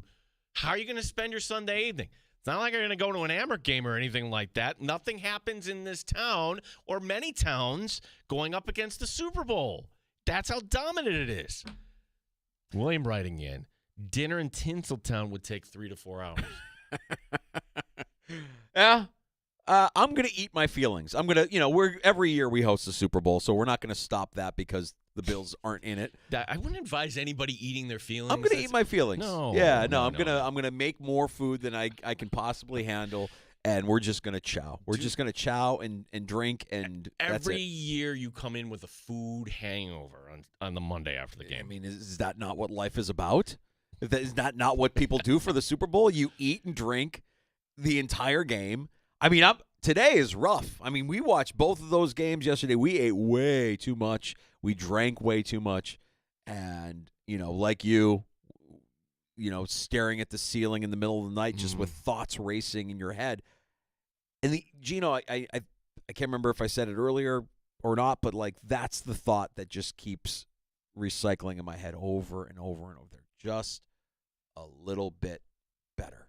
And you have to be perfect. And if you're not perfect, they're going to beat you. Just look at the coordinator matchup.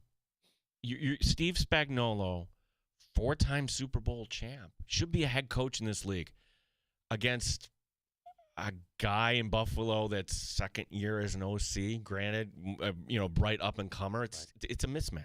Sean McDermott versus Andy Reid. I'm sorry. Andy Reid is going to go down as the greatest coach of all time. But Andy Reid lost 4 straight NFC championship games. I mean, at what point? Here's the thing, Danger. We could just say, we'll get to summer. We'll all be fired up. You know how the cycle is. Yeah. Everything will look great, and we will be reinvigorated, and then we'll get back to this point. What is it going to take? Are you going to buy into we're better for the struggle, we're better for the losses, we're better for the adversity? Here's what and Dan DeLorean rolled this, okay, because I'm changing my take. Because I love sports history, Mike Danger, and I love the fact that in order to get by the Celtics, the Pistons had to get by the Celtics, and the Bulls had to get by the Pistons, okay. Say shame on me next year if I'm like, no, the Bills need to get by the Chiefs. No more Chiefs. No more. Okay, it doesn't mean anything less next year if the Bills get to the Super Bowl and let's say they beat Cincinnati in the AFC Championship game or the Chargers or whoever. It doesn't matter. Well, I would also say the regular season wins don't matter either. I mean, we get so fired up. They do in this regard. In terms of getting your seed. Correct. Yeah. That's Kansas City. Would have it made a difference? I don't know.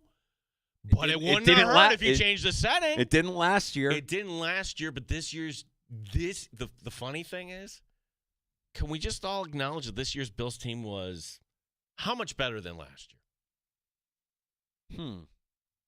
If they're better than last year. Yeah. It was a Bills team last year that was 6-6, and we're learning what the heck is going on with this team.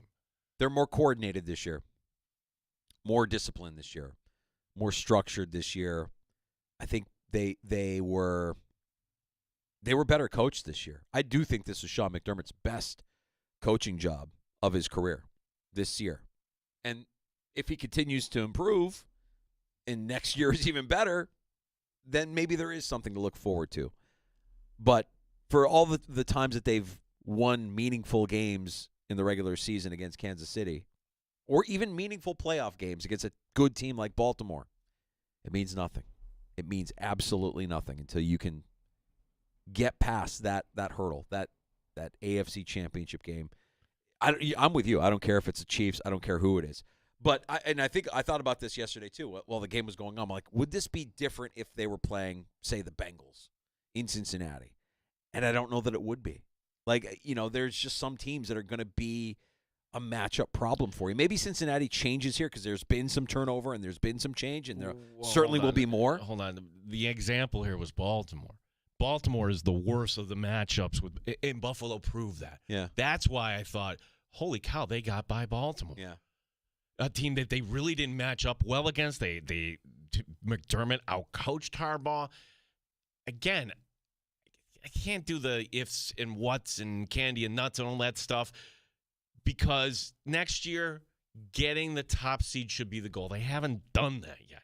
They farted around in a game or two, whether it was Houston, that's the one that kind of sticks out to me, or farting around on the Rams. Funny how that same exact quote, well, that's tell us about first and goal with the tush push there that cost you the timeout. Well, it's our best play in the book. Yeah, well, wasn't that day. It cost you the Ram game. Yeah.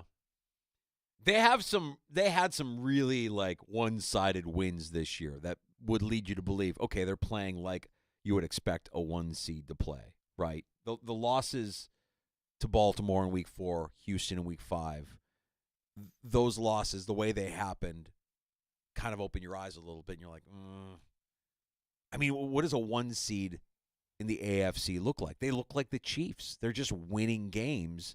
And it doesn't matter if it's lopsided. It doesn't matter if they're just going to find a way to rip your heart out. The Chiefs, it's almost like they're such a veteran team, Danger, that they didn't need to put their foot on the pedal in September and October. They knew how to win games where they didn't have to go all out here. Just look in case in point, Kelsey. All right. Travis, go retire. He doesn't have anything left, right? I mean, he still has the uncanny ability to find that soft spot in a zone and find himself wide open. It's like a great post player in basketball. That footwork of knowing. I don't know how he can catch the ball, and he has the sense of Milano's leverage is in the wrong spot. Bam! I'm going to turn it up the field for 10. That's right. I mean, it's uncanny. Yeah. When that goes away, that's going to help Buffalo, because you're not going to replace that if you're Kansas City. I'm sorry. You'll get another tight end, but he ain't going to be Travis Kelce. Oh, God, I just realized that my prediction for yesterday's game was the exact outcome of the Week 11 game.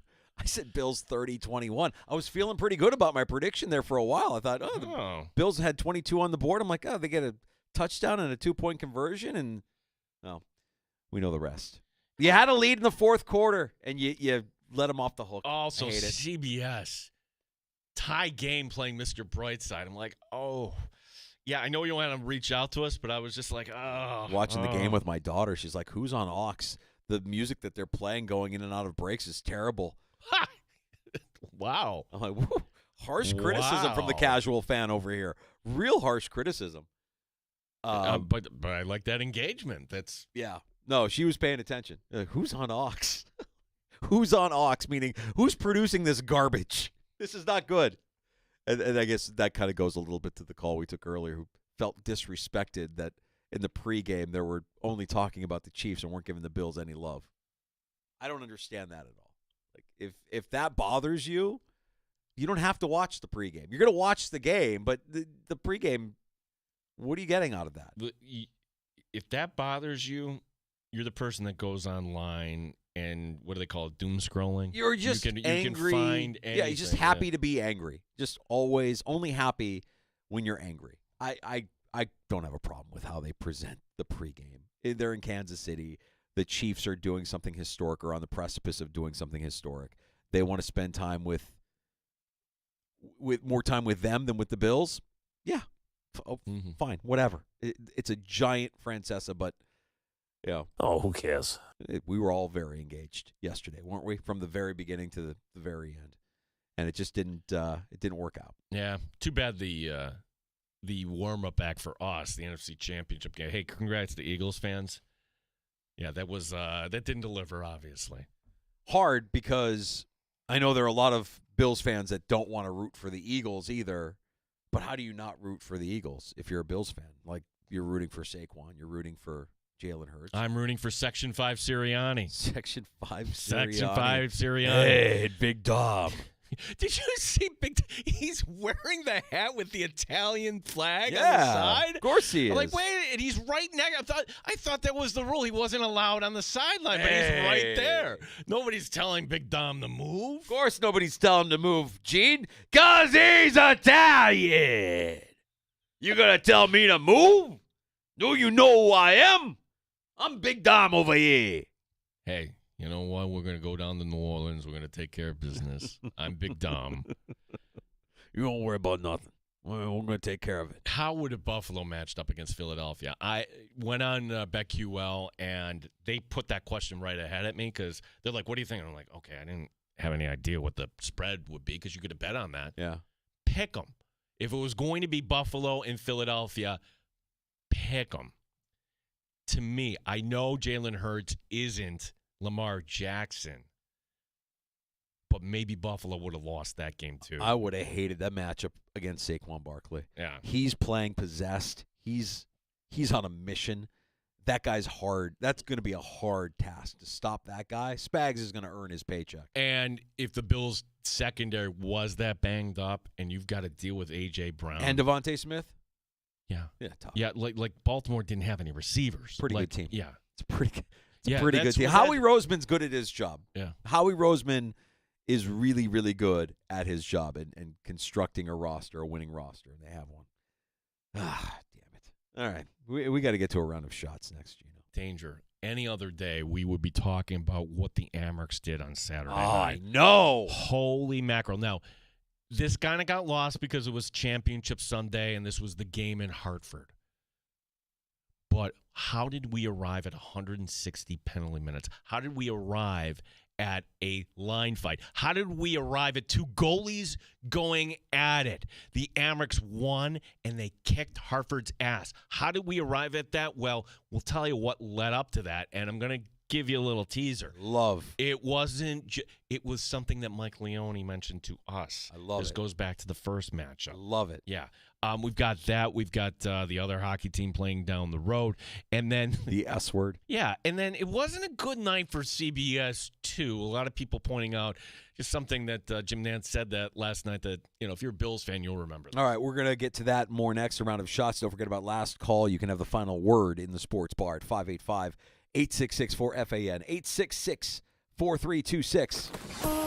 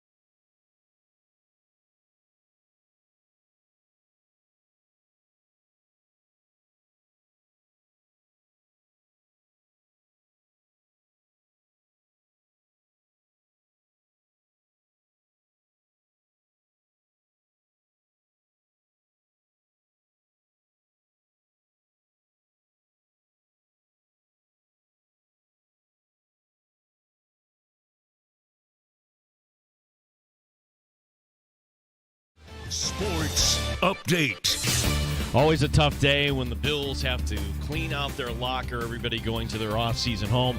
This after the end in the AFC Championship game.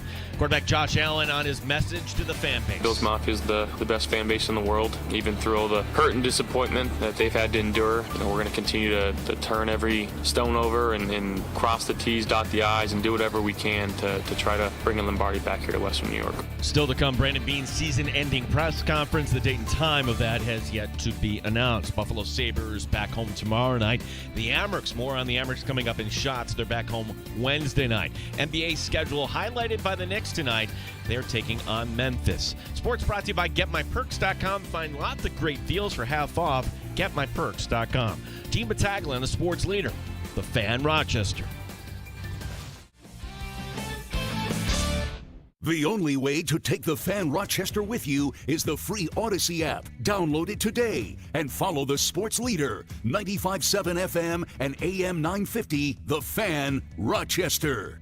I mean, today is just, everybody, is feeling a certain way about it. Obviously, it sucks. It's not the best feeling in the world, like I said, especially when you're one game away. But I love this team. There's no pointing the finger. It didn't come down to one specific play at all. There's a lot of things that every individual wish they could have done better, So, like I said, it is what it is, but we'll be all right. Bills wide receiver Khalil Shakir. You mentioned it in your update. Cleaning out the lockers today. We'll hear from Brandon Beane at some point this week, you would imagine.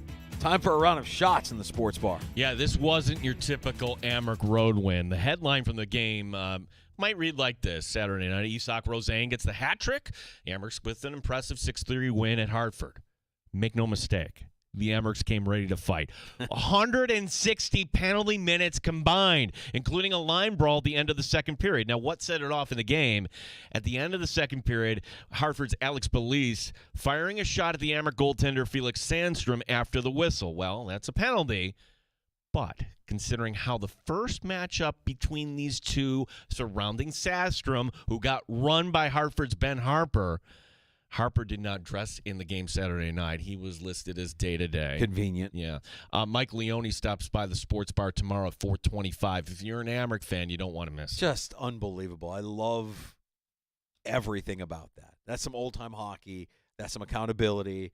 That's some you can't mess with us. And by the way, that is the one rule that I remember from playing as a kid. You never rifle off a shot after a whistle or after the horn is blown.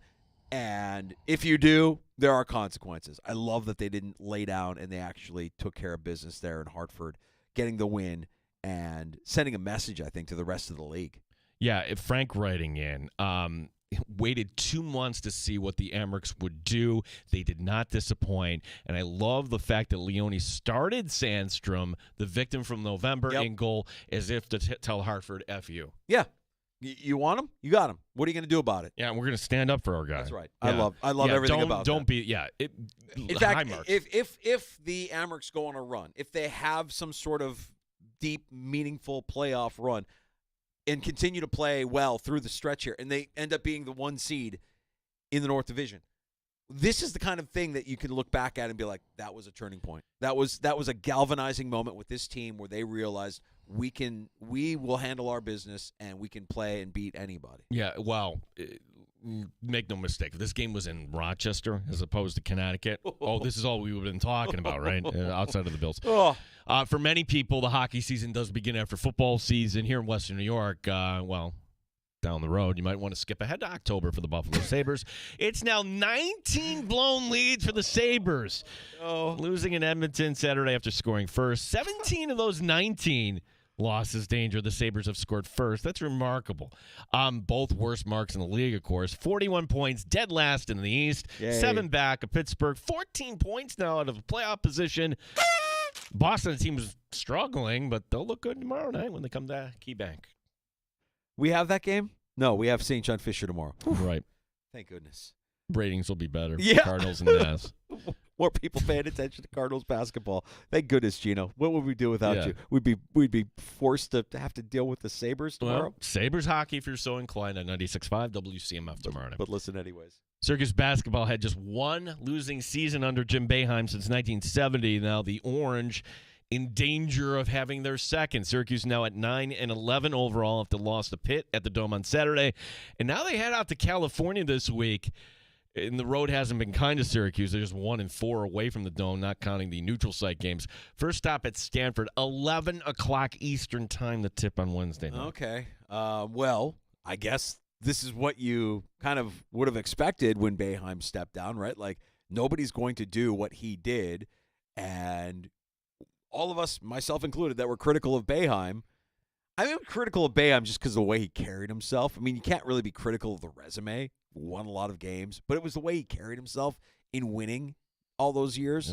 The act wore on a lot of people, yourself included. Yeah, which I think rubbed a lot of people the wrong way. But here you go. Now you got a team that can't even finish above 500.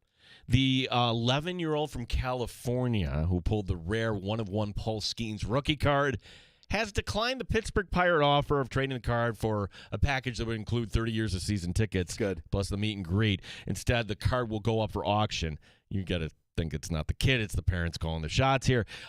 Skeens, by the way, Pirate fans, becomes an unrestricted free agent in 2029. Trade him now. Why wait? Why wait until 2029? Get something for him now. What will the Dodgers give you? Yeah, trade him now. What are you waiting for? You're not going to pay him. The Pirates, you're not going to pay him. So maybe the Dodgers win the bid on the card. That would be funny, right? The Dodgers win the bid. Let's just say, hey, we're going to get you in 20. Who's this user M Johnson? Magic Johnson? Magic Johnson is in the chat. What? Listen, you want the card? Come sign with us in 2029. Yeah. Finally, someone from CBS, perhaps Jim Nantz, owes Bills fans an apology. Danger, this is the final 4th and 5 play. The Dalton Kincaid dropped, the blitz, everything that happened, but I had the reaction. I said, oh, phew, there's a flag on the play. Why? Because they put the graphic up and Nance told me that. Saw it. Only a few seconds later to say, well, there is no flag. Wait, how could you say there's a flag? What did you think on the field was a flag? He got buzzed by the shadow officials on the sideline. They don't mess around. They heard what he said. Was there a flag? And then no, we can't have this. Pick it up real quick. I don't even want to entertain that because somebody's going to be like, I heard the guys in the sports bar saying that they picked up the flag at the end. Yeah, no. I'm proud of us. We didn't spend a ton of time talking about the officiating. It was the lead story on the ESPN Talking Head show. Now, why is that? I think it's this because that's what a lot of people are talking about, but it's not the reason the Bills lost the game. Right. I in my day-to-day, will interact with lots of casual sports fans. And those casual sports fans inevitably will always go to their default, which is it's rigged. The refs are in with Kansas. Like all of the things that drives Kansas City. Frankly, it just drives me crazy as a sports fan. It drives me nuts talking about officiating. But that's the conversation today. From the casual fan. The fan that pays attention, knows that they're good or bad or that they have a certain amount of wins and losses, but they can't break down exactly how they're good or why they're good versus why a team like Kansas City does what they do, why they're so well coached, why they execute as clean as they do year in and year out. No, it's the officials. It's always the officials. And so that's what ESPN's doing. They're catering to the casual fan who might just be scrolling through and seeing, oh, yeah, this is the thing that I wanted to hear them talk about, the officiating, because it was so bad. And when you have not just the crew on the field, but you also have all those extra officials, I dub them the shadow officials, wearing their dark jackets and standing on the sideline. I think there is certainly more that the NFL can do to improve officiating, but I don't think they're going to get calls wrong when you have that many officials all keyed in on getting the calls right. I mean, honestly, kick goes through the uprights, the LED lighting. There's so much technology so many things you could do for sure. Yeah. Our phone number 866-4FAN 866-4326. Aaron's got something to add from Pittsburgh. Hey, Aaron. Hey, I don't want to blame the game on the officiating at all, but I just wonder, why can they not put a microchip in the football? Right. So you know exactly where the play ended. You don't have to use chains. You don't have to use a ref trying to walk straight across the field. And doesn't that seem like something they could implement? I got an answer. It's the same answer as why, when FIFA demands grass, don't we have grass in every stadium? There's a cost to it. Is that remind me? They did the virtual chain gang test in the preseason, and it was a disaster. It was a bomb, yeah. But to your point, Aaron, they have cars in Las Vegas that stay within a geofence, and they know where they are exactly, pinpointed. So sure. Oh no, look, Aaron, the technology exists. There's no question they could do it, and they should do it, and I think they will do it eventually. But they're not going to do it at the expense of ruining the TV product, which is what happened in the preseason. The virtual chain gang was ruining the TV product. It was a 3-minute delay. It was bad. It was just. Well, you've got these other spring leagues that we all say we get excited about, but then we never watch, like the USFL. Aaron, thanks for the call and thanks for adding. If anybody wants to jump in, 866-4FAN, 866-4326. Like, can't the NFL just say, hey, you know what? Can we give you some money to go check this out? You got the kickoff rule from the one league. Now it seems okay. Like it's strange to think like last Super Bowl we didn't even have that. Okay, that's how things change so quickly here. Can we get to that in a year or two? I'd be all in favor of it. I think we will, and I think they'll probably test it some more. This will be one of the off-season storylines, I'm sure. Is what are they going to test out in the preseason? What are the competition committee, which Sean McDermott is a part of? What do they come up with in terms of rule changes and ways that they can enhance the product and make it a better product on the field for the players and for the fans alike? That certainly feels like an easy one, Aaron, and we appreciate you checking it out here in the Sports Bar. We appreciate you calling.